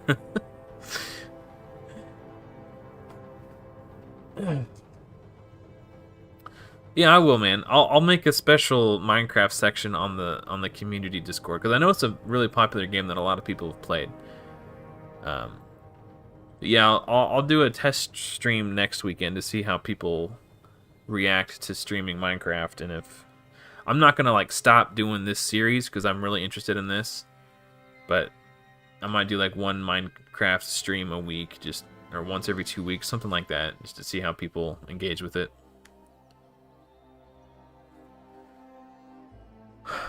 I don't even think I've encountered villagers. I've come across a wandering salesman or tradesman or whatever it's called. But I don't know. It looks like there's some sort of currency that I feel like I don't have. It's like these little green egg-shaped things. I don't know what those are for or how I get them. Ooh, we're getting close, man. Not really, but we're in the red scrolls. Oh, we are getting close. I was thinking I didn't have these. Okay, so we need like 260 more. Obviously, I want to finish Sniper and Master Hexer too, because he just gets so much value from those. 3 more minutes, okay. One more run. Okay, and then I hit the wandering tradesman or whatever, wandering trader, with my sword, and then his alpacas started spitting at me. I was like, what? The game is just so cool, man. It's so much fun. Yeah. I might do like a survey on my YouTube page just to kind of gauge interest in a Minecraft stream before I actually stream it. I mean, I'll still stream it because I just kind of want to. But it's also just fun to like... It's a very good relaxing game to just play when you don't have anything else to do. Emeralds.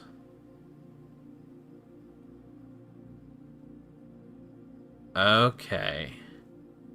So emeralds are like the trading currency.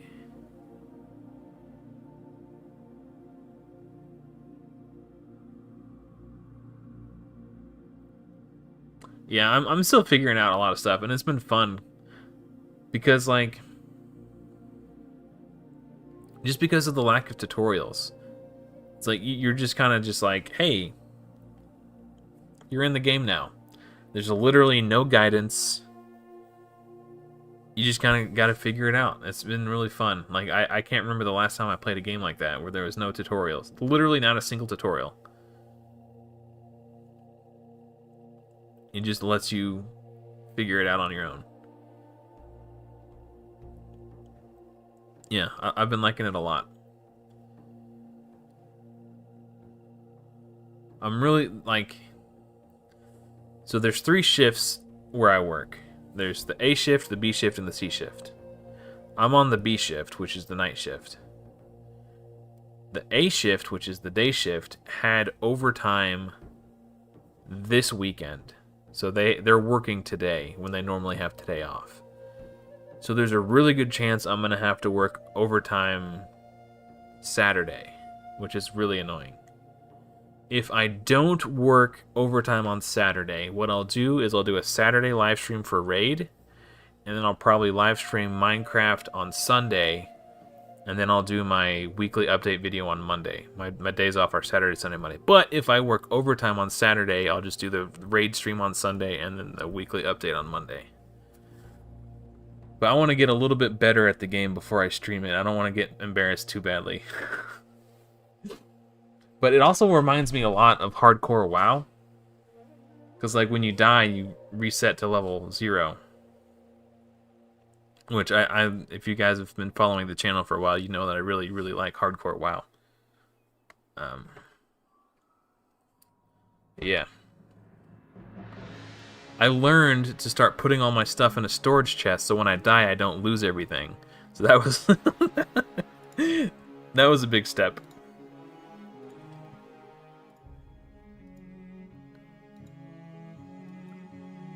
Yeah, I need to find some iron. As it said, iron is how you make the shield? I need a shield. I haven't seen any iron yet. Found plenty of copper. I don't know. Yeah, like, I'm scared to venture too far. I like to build a base, and then I'll explore in the immediate vicinity of the base, and I get too afraid to explore too far. Because if the sun starts going down, I either need to book it back to my base so I can survive the night, or build a really quick impromptu base out in the middle of nowhere. But I guess you're saying if I build a bed, I can skip the night, so I need to start. Minecraft also has hardcore mode. I don't think I'm ready for like real hardcore. I can barely beat regular survival mode. Yeah, it's interesting to know. If you die in Minecraft, if you make it to where you died in the 5-minute oh yeah, I've seen my stuff lying around. Yeah, I've seen that. I don't usually make it back to before all my stuff disappears, though. I do have a question, though. Like, what's the difference between, like, survival mode and adventure mode? Is, like, adventure mode, like, the storyline? Like, the, like... Because, like, I watch Minecraft videos with my daughter sometimes, and there's this channel called Mazen, where these 2 people, Mikey and JJ, go on these, like, super wholesome Minecraft adventures. So, like, I've seen them fight the Ender Dragon and beat the game, so I'm assuming that's part of adventure mode, but I don't know for sure. I've only played survival mode so far.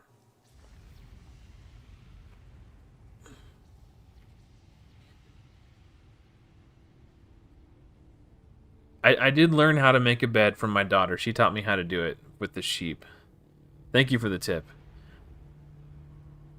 I have found that if I'm being attacked by zombies, I can sort of backpedal and swing because my reach is further than theirs if I have a sword equipped. So I can, like, attack them and, like, backpedal and stay out of their range. Kind of kite them around a little bit. So that's kind of nice. Also, I found that if you kind of barricade yourself behind a wall and dig a hole through the wall, you could attack them through the hole and they can't get to you. Adventure mode is survival mode, but you cannot break blocks. What? That's crazy. Also, I really like using bow and arrow when I play like games, like fantasy games. And I like that they make you craft your own arrows, that, you know, it's a very immersive thing.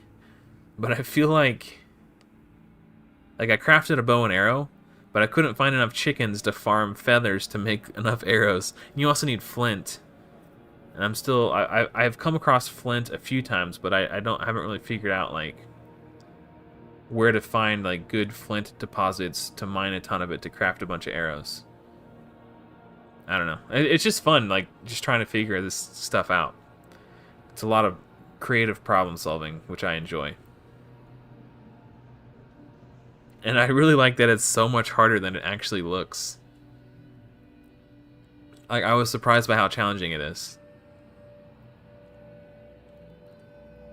Pleasantly surprised. So when you look at the graphics, it's just like, "Mah, mah," and then like you're taking damage. I was like, what? I don't know. And then you'll be like kiting like these 3 zombies around and attacking them, keeping them at range, and all of a sudden you start getting hit with arrows in your back from a skeleton 30 yards away, and you're like, oh crap, well I'm dead. I thought I had it under control.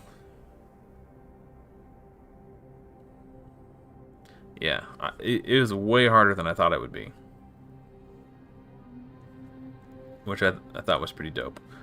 We are 40 scrolls away from War Master on Reliquary Tender. Oh, I guess I just refreshed. I thought I was... Okay. I didn't realize... Okay. I guess I forgot that I had done it already.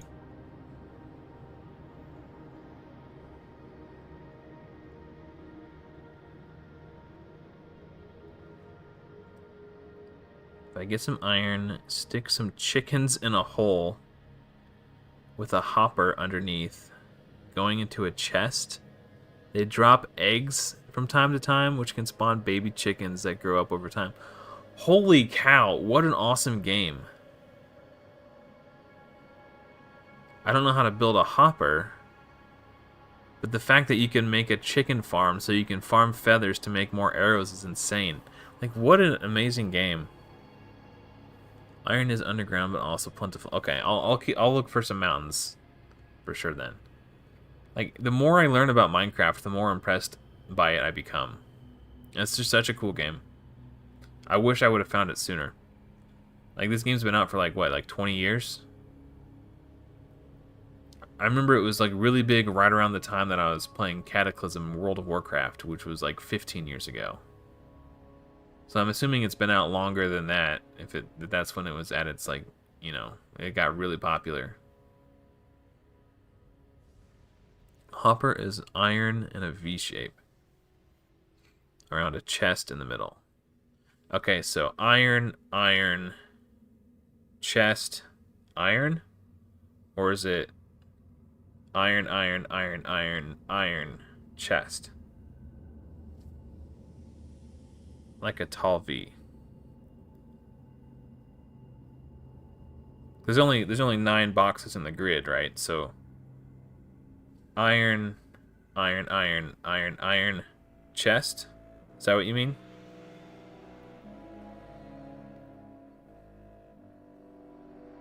Yeah, I think Minecraft is one of those games where if you've never actually given it an honest try, you should give it an honest try.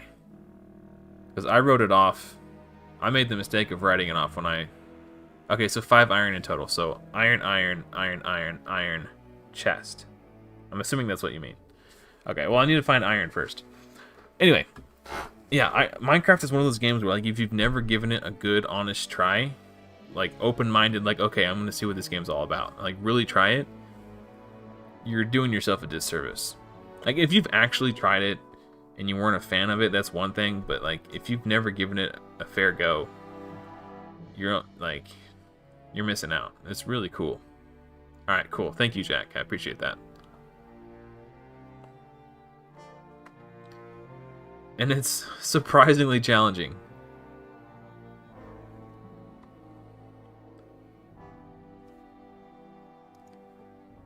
I don't know why I keep exiting out. Okay, how close are we on everybody?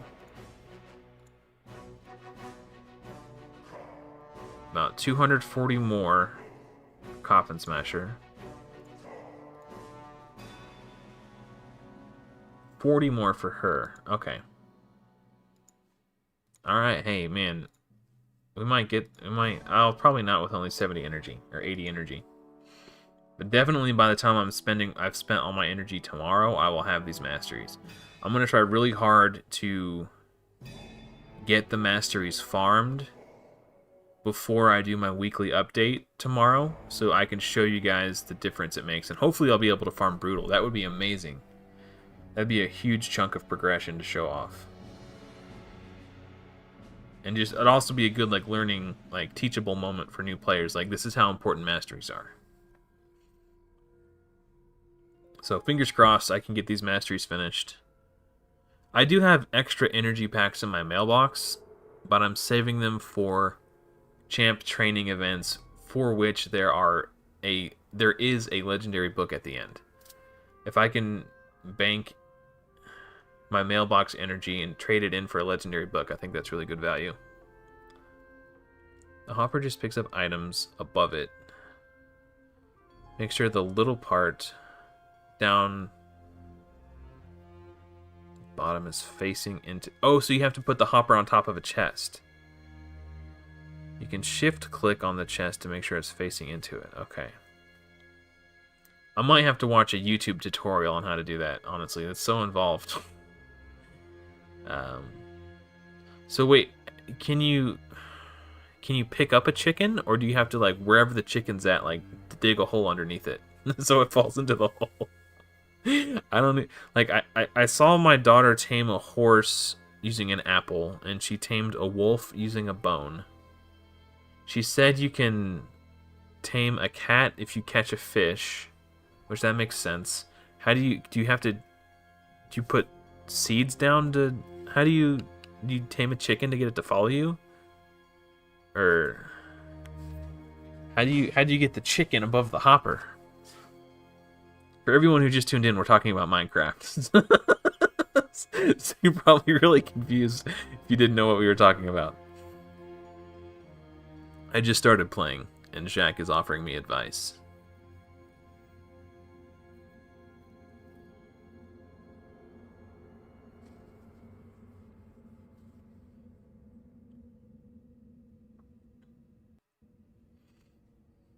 I'll just watch a YouTube tutorial on it if I really want to know. Okay, so you do use seeds. Okay. See, the game is just so intuitive like that. Like, you can just... If you know that you can tame things, you think, okay, well, what could I use to tame this creature? Horses like apples. Wolves like bones. Cat like fish. Chickens like seed. Oh, you can breed chickens too? That's wild. What a cool game. Yeah, I'm just blown away by how deep the game is. Especially when you consider how this is what I was talking about earlier.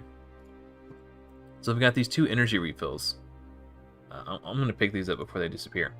I got these 2 energy refills here. I could use these to finish my masteries, but I'm going to wait until the next champion training, either tournament or event, that has a legendary book at the end of the rainbow, and I'm going to trade... Oh, I need to... Wait, is it... Which keep do I need to use?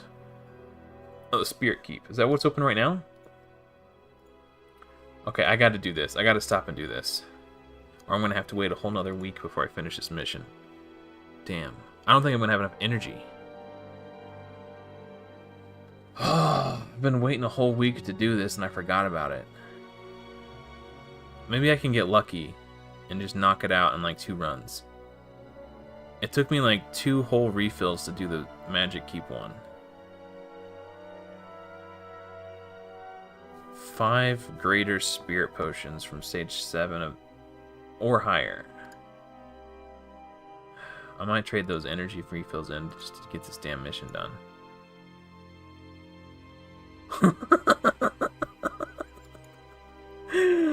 Moon PvP. No. I don't do that anymore.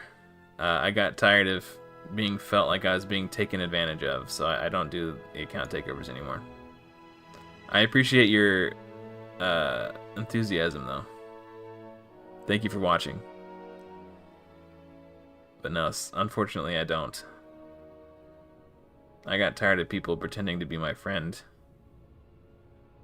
to, you know, get what they want from me and then bugger off once they got their takeover.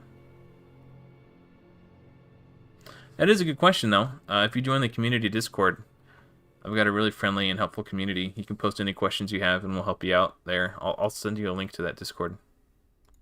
Thank you for reminding me, Jack. Jack is a member of my community Discord. He's very friendly and very helpful. Invite. Let's do edit invite link so it doesn't expire. Okay, copy.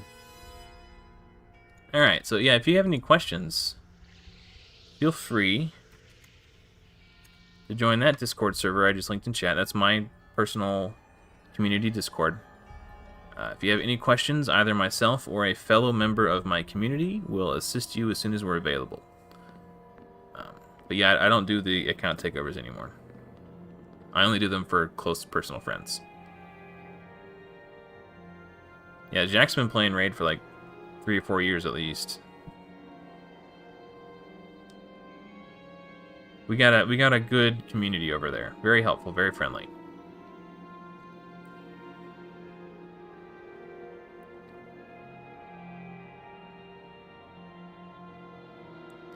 Well, I'm streaming right now, so obviously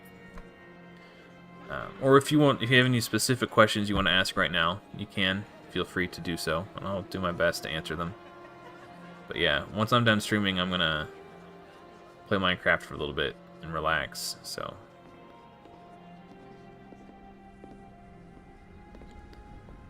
probably won't be doing too much more related to Raid by the time I'm done streaming. I kind of want to just enjoy the rest of my evening. So if you want to ask, go ahead and ask now, and I'll do my best to answer you. But if you don't have any specific questions you're looking for or looking to have answered, then feel free to post general stuff in the Discord, and we'll try to help you out if we can.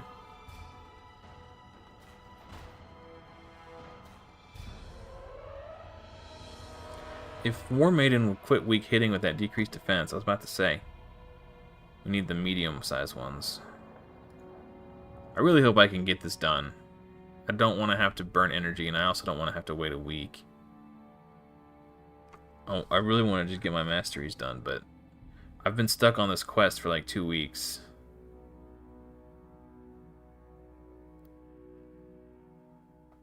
I keep forgetting to do it.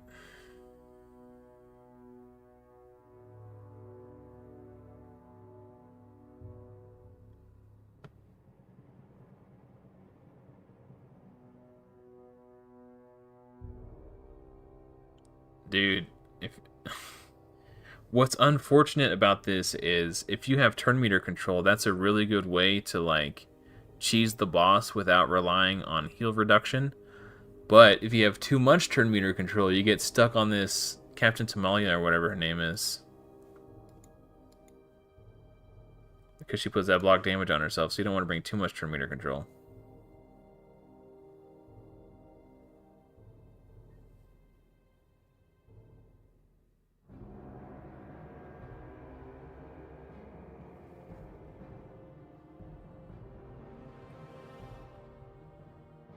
Another Reliquary Tender is actually really good in Magic Keep because the boss puts a shield on herself, and damage dealt against shields doesn't give you healing through lifesteal because you're technically not dealing damage to the enemy, you're dealing damage to their shield. So Magic Keep is a area I've had trouble in progressing through in the past because of that. But the heal over time keeps everybody healed up in Magic Keep. It's really nice. That's true, or a way to remove the buff, yeah. These... I wonder... I don't want to go up too high. Oh, hold on. The level... I might just do 10, because it costs less energy. And I can do more runs. I'll keep doing 13. Hopefully this is just... I just need to get 1 or 2 good runs where I get the medium potions. Hopefully it happens sooner rather than later.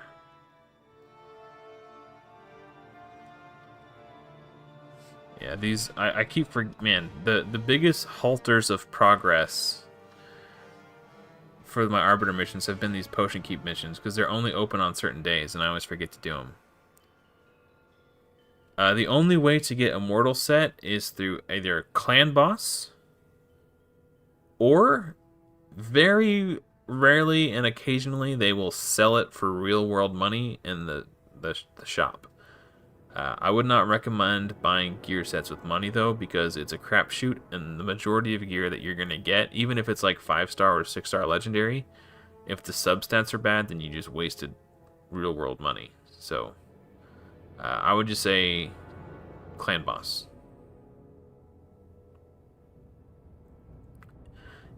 If you get gear from clan boss, it is either immortal or cruel. So there's only 2 sets you can get from clan boss.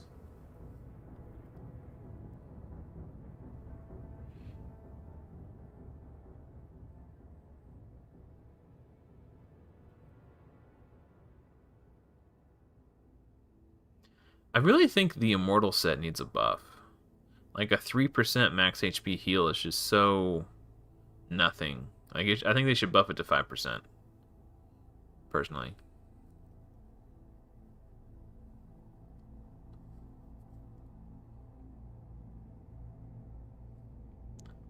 That's my hot take of the day. Sizzling hot take.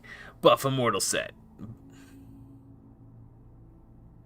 Oh, yes, yes. Thank you for the distinction, Jack.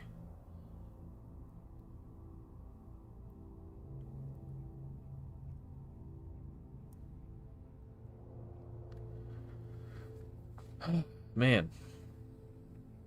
The fact that War Maiden is going to be my only decreased defense champion on this account until I get Lydia is kind of rough, because anytime I have to face Spirit Affinity... I guess I could do Dagger, but it's basically the same in terms of the percentage chance to land. God, these small potions are killing me, bro.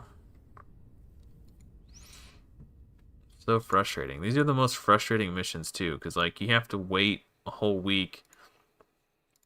Oh, actually, HP percentage with speed. These are actually an upgrade for my High Katoon, I think. What's she got right now? Oh, defense percentage. She got an HP chest.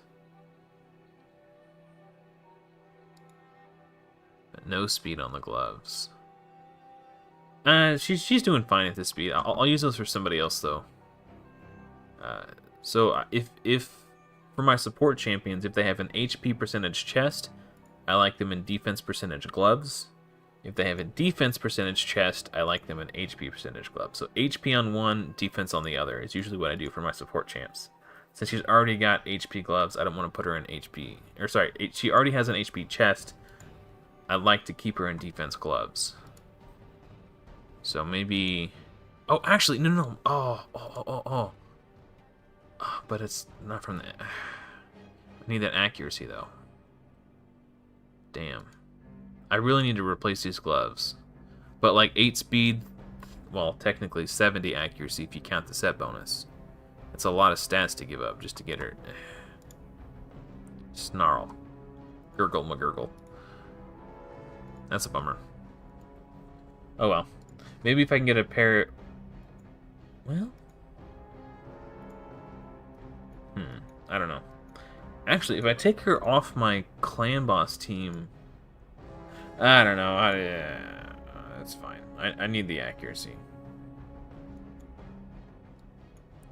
Oh, it ain't broke. I'm not gonna fix it.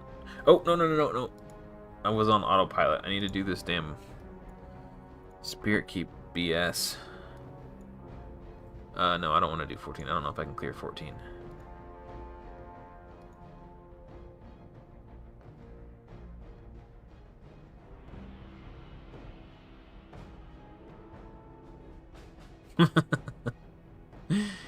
That's funny, Pickens. Yep, still live. Hey, yeah. For a little bit. I'm almost out of energy. I might use these refills just to get this damn mission done. I forgot that this. If I had known the Spirit Keep was open today, I would have got it done before I started farming masteries. Or I could just wait another 5 days. I don't care about it that much. I'll get Arbiter when I get Arbiter. It's not that big a deal. It's not like I'm going to get Arbiter then magically just push into Platinum Arena. I mean, Arbiter's good, don't get me wrong. I don't know. I still can't do stage 20 dungeons, so that even if I got to that point, I still wouldn't get her. It's not like I'm gonna, I won't be able to get Arbiter until I've already gotten Drexlar. I'll put it that way. So it's at least 2 months off. So there's really no rush and get this done.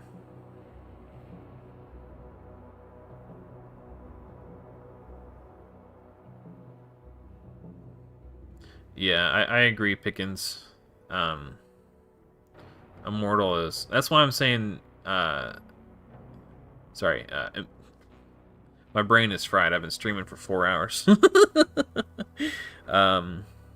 Regen is much better. Immortal is a nice supplementary 2-piece, but like the extra 3% healing is just like whatever.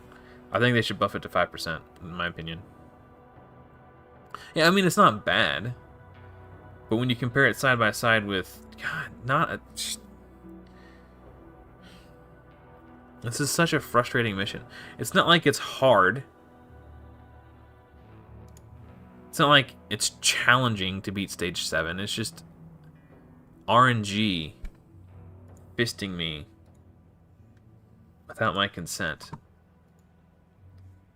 Okay, well, let's do this last Minotaur run. I'll just try to remember to get that mission done next time Spirit Keeps open. I'm not going to waste any more energy, and I'm getting frustrated on stream, and I feel stupid and childish for being angry at a video game. But it really is frustrating.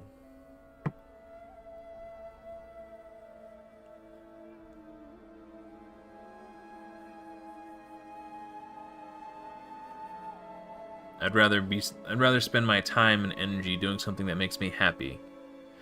So that's what I'm going to do. Next time Spirit Keeps open, I'm going to hit multi-battle, set my phone down, and walk away so I don't have to be there to witness myself getting hosed by horrible RNG. I'll just pick up my phone and hope that I have the 5 potions when I'm done. Yeah, you do get tons of Immortal. It just happens naturally over time.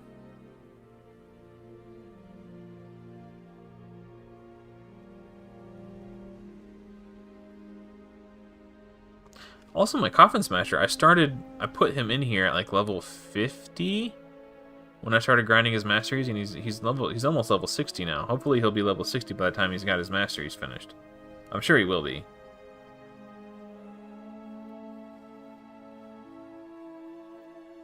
Yeah, so I think what I need to do is just like collect like 2 or 3 packs of energy, hit multi-battles, set the phone down, walk away one day while I'm at work, and just come back like 20 minutes later and check on it and see if I'm done yet. It's just too frustrating to sit there and watch it run after run after run and not get it.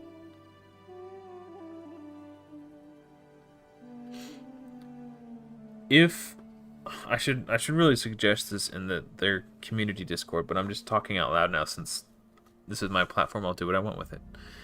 The Fateless crew in their game, if they have some sort of ascension mechanic in their game, I really hope what they do is like make it so if you want the small potions, you farm these stages. If you want the medium potions, you farm this stage. And if you want the big potions, you farm this stage. So if I'm after these, I can target these. If I'm after these, I can target these. And if I'm after these, I can target these. This whole like spend energy, RNG, not get what you want is just so frustrating.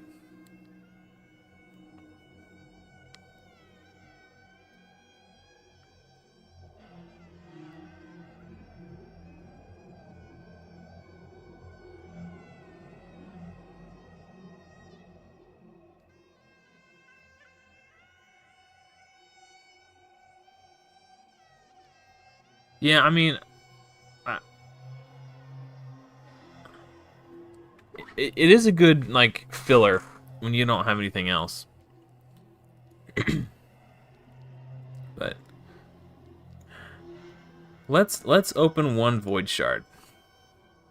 Maybe this will cheer me up. So I would really like Seducer for Clan Boss, because I already have Temptress in my vault. I would like maybe Cold Heart. Bellower for AoE decrease attack would be really nice. And Selenia Nightcloak for the AoE HP burn. Just gonna pull one, just for funsies. Dude, I saw that Undead Horde's background, and I was really hoping it was Seducer. It's like baby Cold Heart. He doesn't do the big damage, but he does a turn meter reduction. And he has Weaken. Yeah, I mean, maybe. Nah, well, actually, he doesn't need books for this.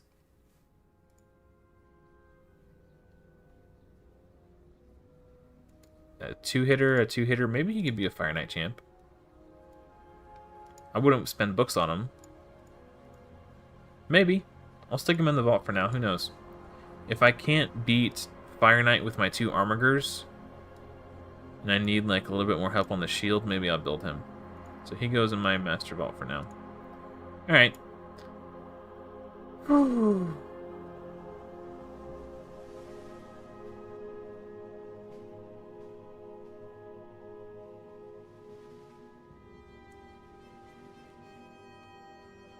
Yeah. Yeah, that's a good point. Immortal's a good filler. If you're, yeah. Alright, anyway. My brain is officially melted. I'm gonna fight this shield guard. But yeah, I think that's gonna do it for me, guys. Thank you for watching. Hopefully, I'll see you in another video soon. But until next time, happy raiding.